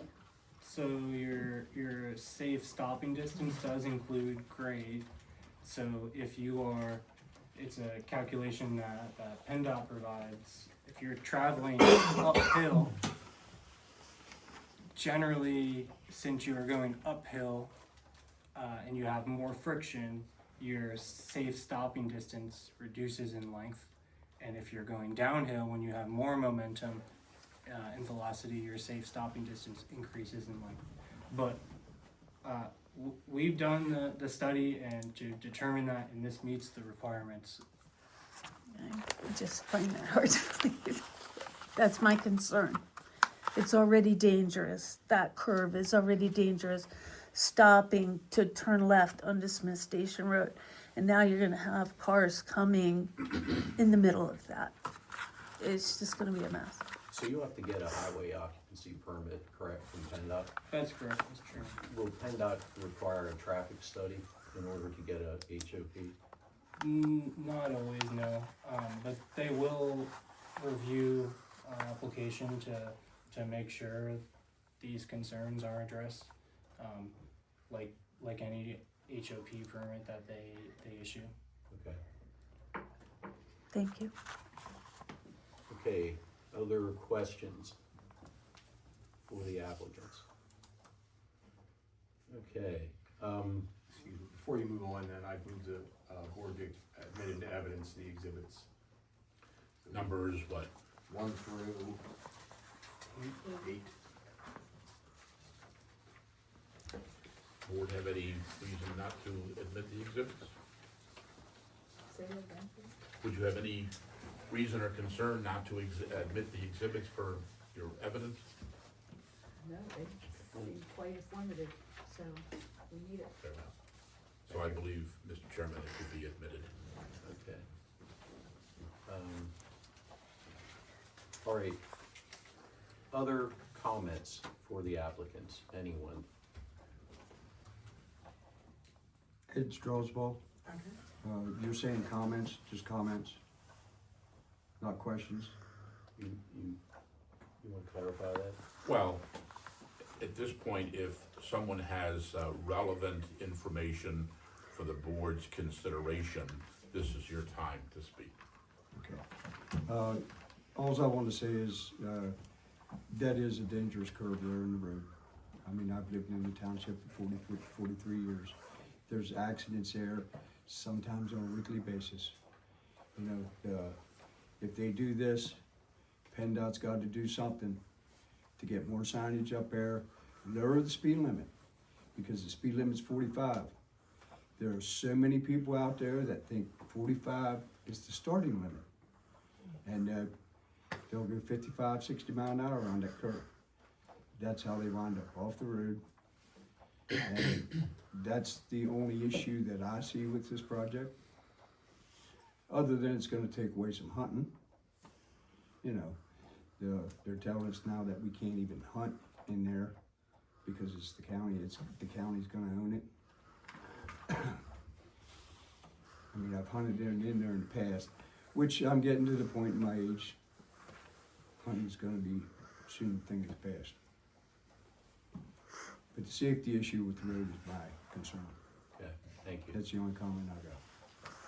Yes, sir. Jerome Sengel, I'm a co-owner of that property and a frequent user of the rail trails. My wife and I have worn out quite a few pair of shoes on the rail trails. The parking issue is of concern to me.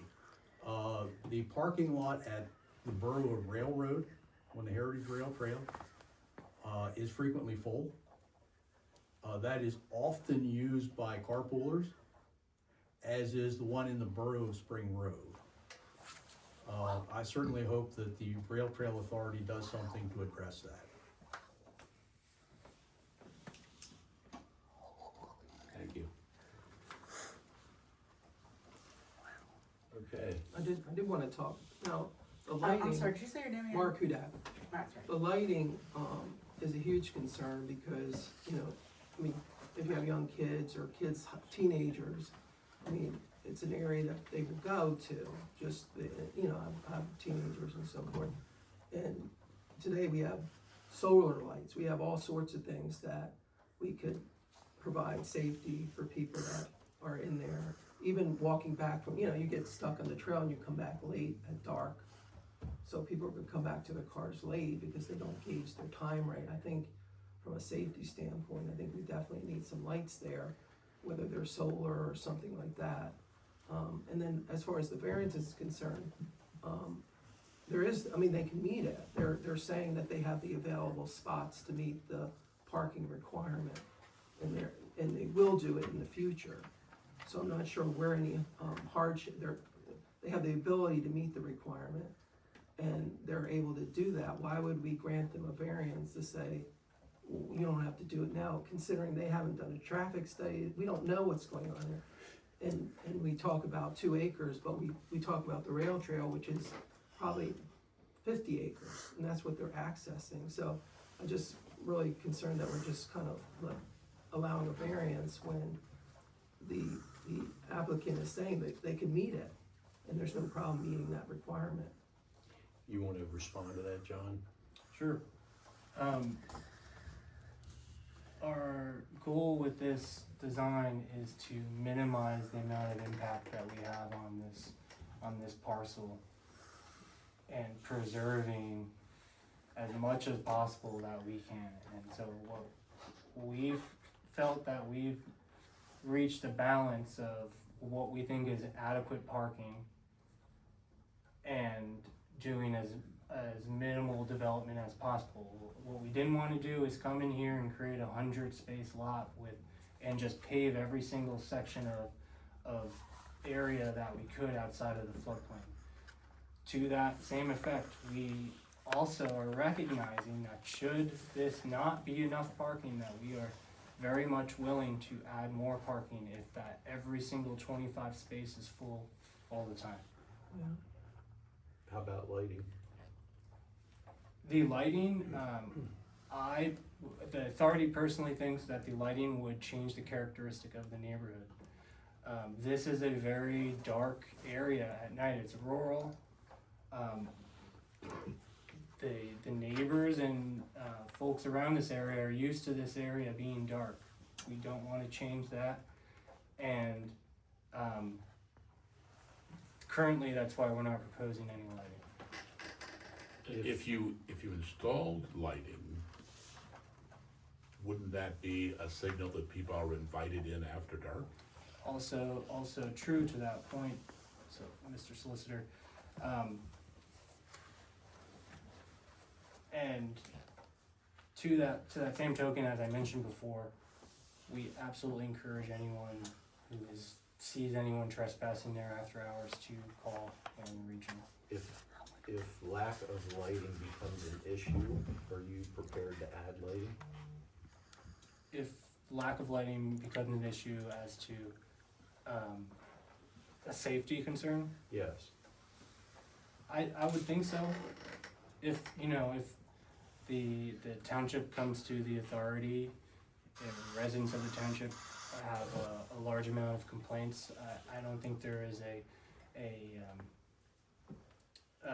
hesitancy to install it. But what we're proposing now is to try to keep this neighborhood as in our impact to that as minimal as possible. So there are other areas on rail trails throughout the county that do not have lighting? That's correct. And there are no problems? Correct. But, okay. And it sounds like we have people in the room who, if I'm reading you folks right, the neighbors who support a smaller parking lot, and then I have 2 people here who I think are shaking their heads that you think there should be 36 spots instead of 25. What are you saying, sir? I want 0. Okay. I'm sorry, you were Ed's? Eric Single. Eric, sorry. Thank you. Yes, sir. Is there any reasonable possibility, there is electric along 116, is there any reasonable possibility of putting up automatic gating? So that this is, since it is a remote parking lot with very little visibility from Pennsylvania 116, is that a reasonable, would you consider that a reasonable request? should there be a large amount of complaints, I do think that's a reasonable request. And I agree, there is electrical, I can't recall which billboard of the two has electrical to it, but I think it's the lower one, because it Actually- doesn't extend up. I'm sorry. No, go ahead. Actually, both do, just one's not in use.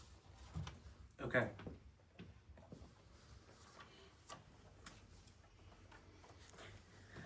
Just one more to that point is, the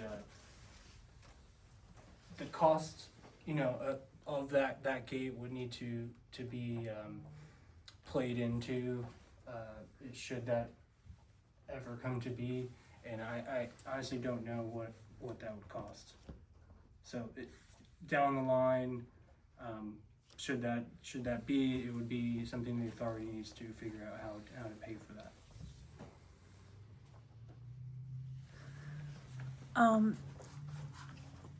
When they were first talking about the parking lot, they suggested, well, because it is remote, that the police will go down there and sit. But the parking lot does change the makeup of that land. That land is empty land. I mean, with the exception of the home right there. But the parking lot, by its very nature, is intrusive upon that land. So keeping that safe, I mean, you won't be able to see what's down. Who's gonna complain until, actual crime happens? And then how do you collect that data, the crime data on these trails?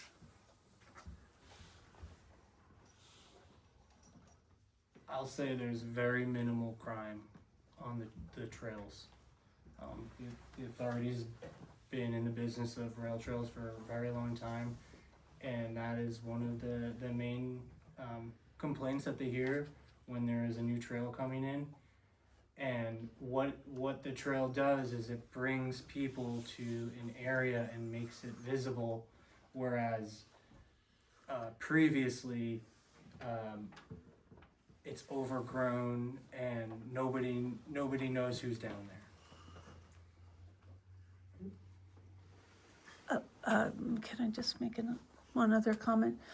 I have my hometown, before I came here, said the same thing.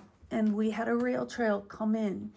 And what it did is it provided access to property that was private and now was no longer private. We had crime overnight, and it was just as rural as this.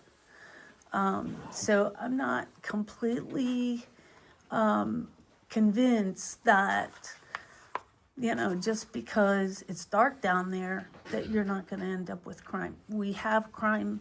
We currently have crime. That would just be another additional way to create, I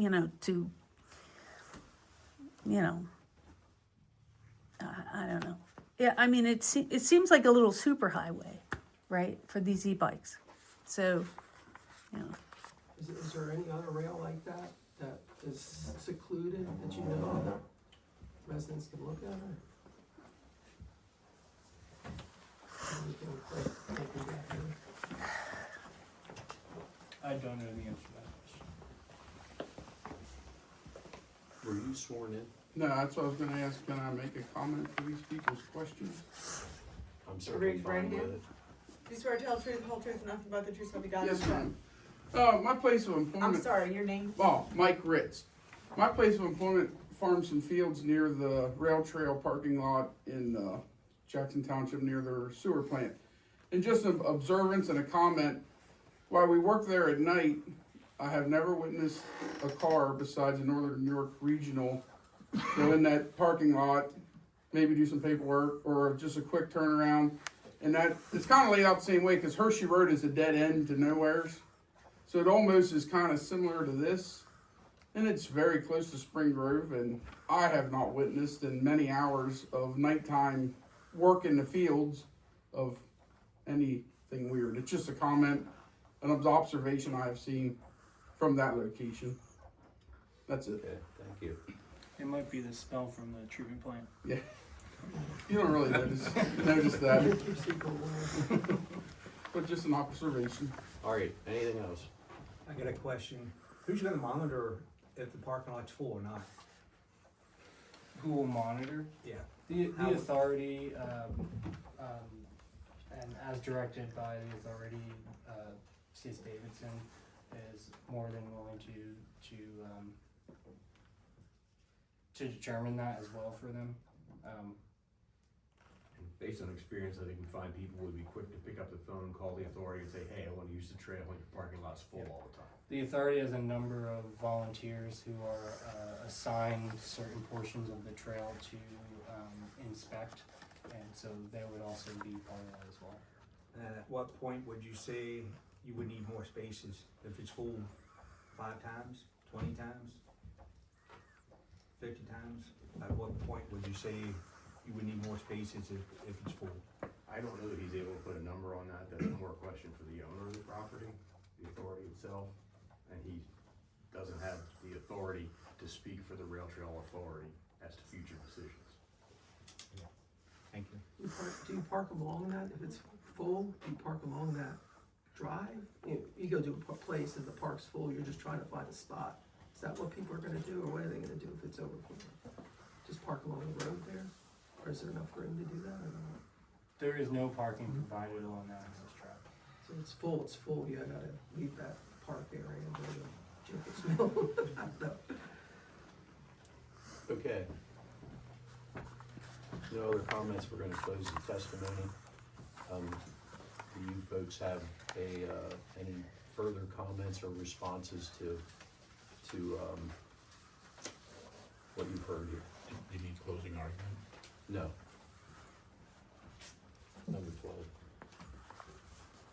Oh, do you want to respond to the testimony or comments of the objectors or interested parties? I don't think nothing beyond what's already been said. And then, anybody else on the board? Ellen? Jean? Okay. All right, then it's time for your closing argument.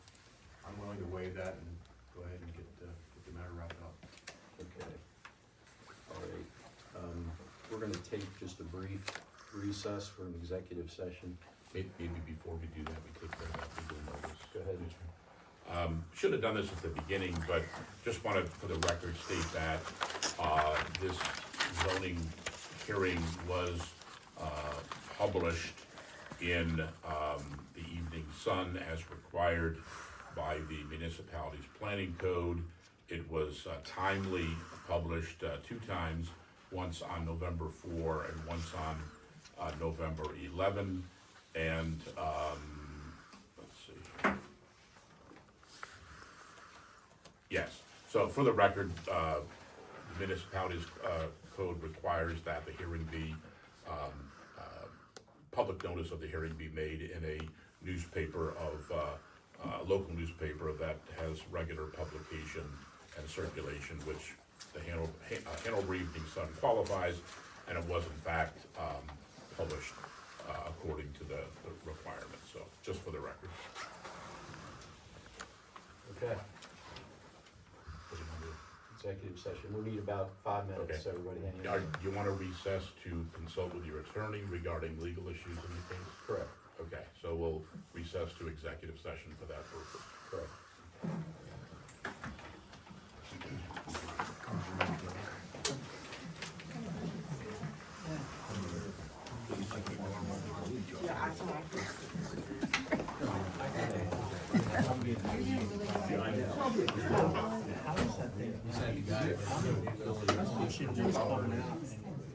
Exhausted.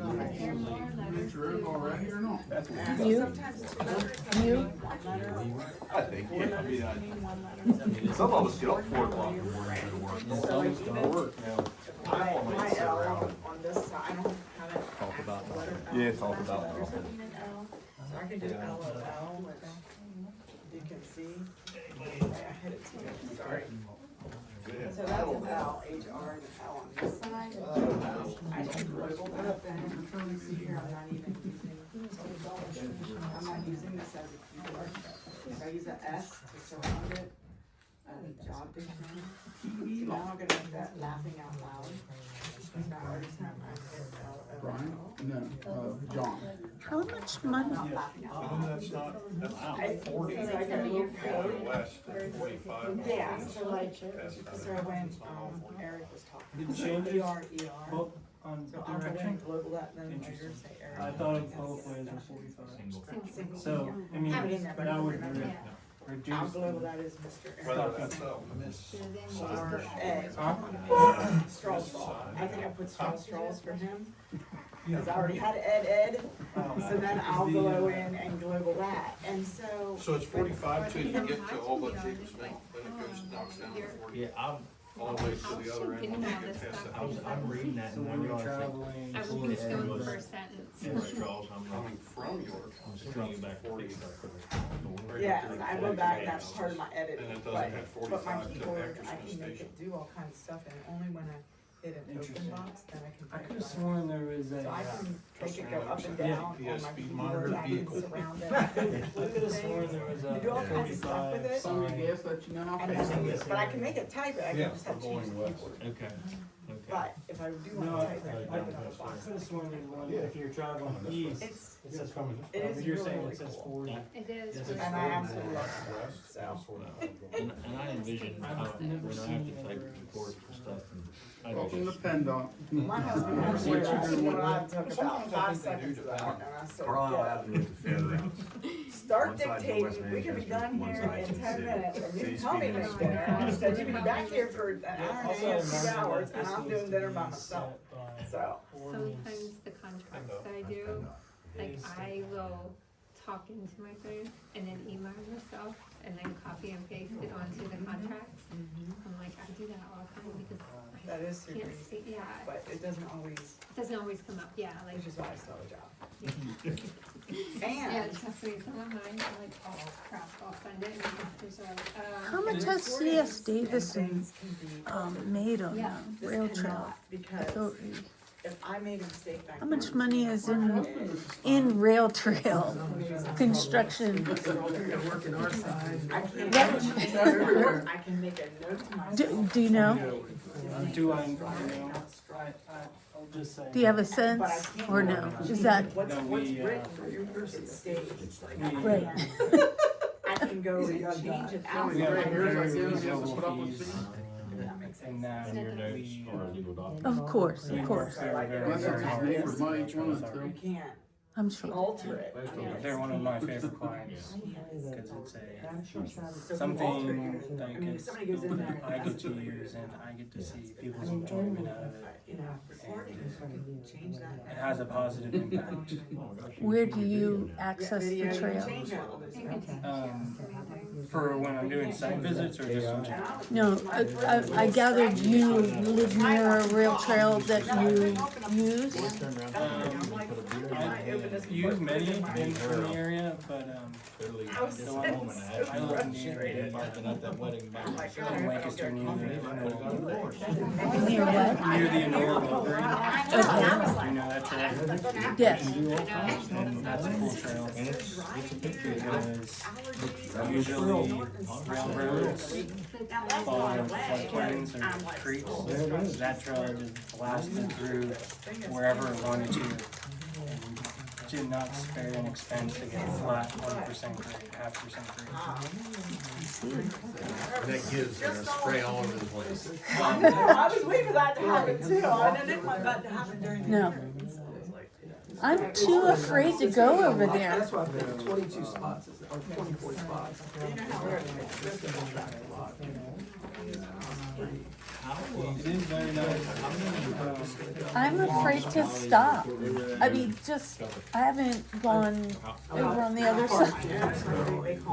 Right, no, I haven't done that. I don't have a lot of, like, free time, sadly, and I don't say that in a pointed way. The kids are sitting down on their legs. Let's go out somewhere. Right. God forbid you walk, you know, on the road.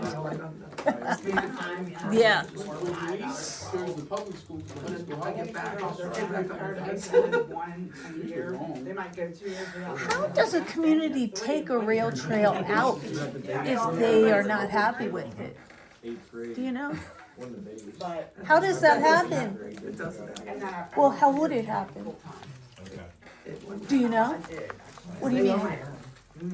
So it's just there no matter how much devastation it causes? So many youngins that know what they might. I'm telling you, my experience was very bad. Was very bad. And it was an extremely rural area, just like this. Yes. Yes. Yeah. Craziness.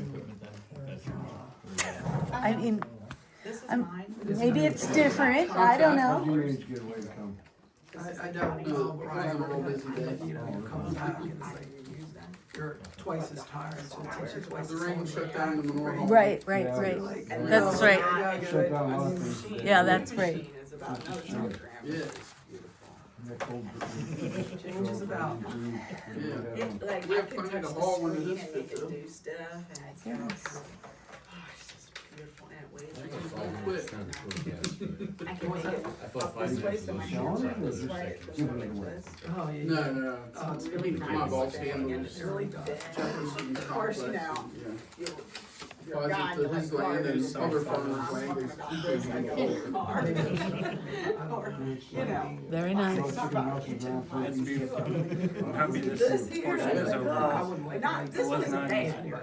How much, you'll have to forgive me, but how much relocation of the animals that lived here before this reconstruction, how much of that happened during reconstruction? While construction was happening, there was herons, those tiny little birds, I saw otters. There was a lot of space for them. Are there beavers in that? I think it's either a beaver or a skink or something. You mistake a beaver for a skink? All I saw was a big tail flap, and I wasn't sure. Okay, well, that makes, yeah. And the contractors were saying that they even saw catfish. No, I And some Catfish? and some brown trout. Apparently, there's a downstream pond that overflowed during the flood, and some catfish got out. You know, catfish can walk too. How do you keep people from fishing off the bridge? I'm not sure that we necessarily stop someone, to be honest. So you welcome that? I would think so, yeah. If they can, you know, that's an amenity. Fishing is an amenity for people using the trail. Some of the other people. I've seen fish downstream from that. You have an oil creek? Yeah. What kind? What kind do you know? They were, in the ER trout. for 8 years. I've seen And trout. then do Mountain View Now and then, for carp. also in the 20s. Not big, I mean, not the huge ones, but 12 something years small. ago down in Cadorus, we're talking about adding more chicken houses. I know there's fishing, crayfish, Not me. downstream, crayfish, I and in the believe creek. it. The authorities currently getting I felt bad for that engineer. some universities sending students twice a year to monitor the pre, like the existing aquatic life, pre restoration and then post restoration to see the impact. Caregivers, they don't care. But it was cool to see because they had to do the restoration in 2 phases because it's so large. After they did the first phase, the Oil Creek was still remaining in the second phase. And after a gutter buster storm, the flow through the restored floodplain part only came up maybe a foot max. I didn't realize that, I And mean, I it was did know really, that, really but I didn't slow, think putting it together. which is how it's designed. And when it got back to Oil Creek, you could just hear it rushing. You'll see the laundry, I'm Well, gonna see there's, this. I mean, I'm there's gonna be places like, downstream that, again, have little bedrock, It's already down to the bedrock. I'd be curious. Yeah, and then it just keeps, and then it just, Really well, it creates that U-type channel where it becomes really hard for it to get out. When Yeah, I first because started. I know the places they where were the rail line was washed out, Yeah. those are places where it was a lot of runoff from the Like, fields. it was helpful. I believe it. What I saw, because I mean, I've been up and down there, used to hunt up through that section years ago. Well, that dead end road This is section here, for that rail trail. you can see the path that the old rail line took. Or so. It went straight across And here. it's the same Right, situation And now. so we got rid of it to allow for the historic wetland to come back. And I think like that's helped a lot too, because it lost so much of its floodplain in here and just became this old lake. I mean, this was always like a swamp in there. Oh yeah, because it couldn't go And anywhere. you could see the, it looked like, oil. I think that's why they call it Little Creek, because I saw when they're excavating. There's a spring right here that Yep, we yep, uncovered. yep. Like the newer parts actually Yeah, down because I know it further. would wash out down here, down this way. I never This seen way the it. railroad and stuff was washed out a little bit. I agree with you. There was like complete washouts where it was coming down the hill, had nowhere to go. Right, yeah, because the way the rail line was in there built up, Other than go up and water down would the lay in trail. there, and whatever drainage they had across, just, you know, just go back Not to the non-existent at that Yeah, point. yeah, it was gone, it was gone.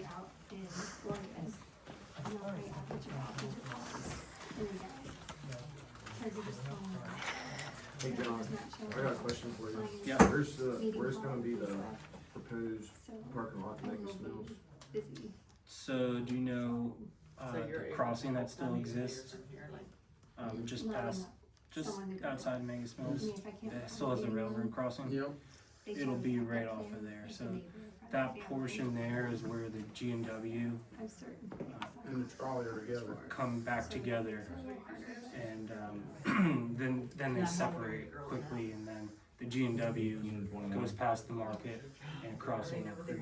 Yeah. The trolley trail I hope so. crossed on the other side of Right. 116, but that bridge doesn't exist anymore. Right. It'll be right along They didn't want to, they came back.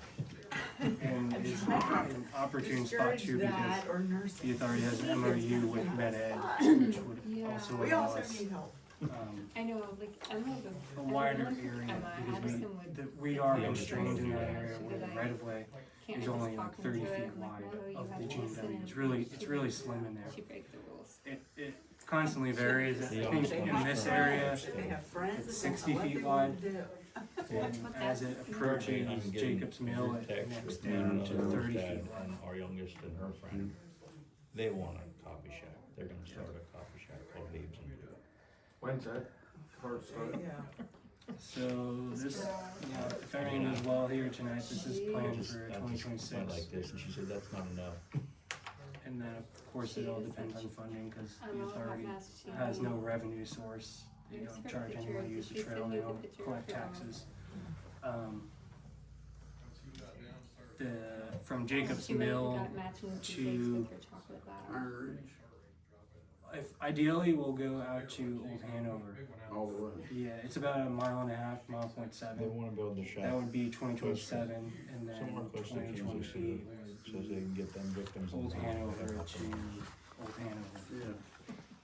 where that dip is, that terrible dip. We're planning to get that, His driveway's right at that ditch. oh, you are, that's a terrible dip. We're planning to get that out very soon. Don't take it out too far, so it gets down, so I can get out. Yeah, they took the tracks out. Right, now they zoom. Thank you for your I patience. mean, and I'm still having to slow down. I don't even have to slow down.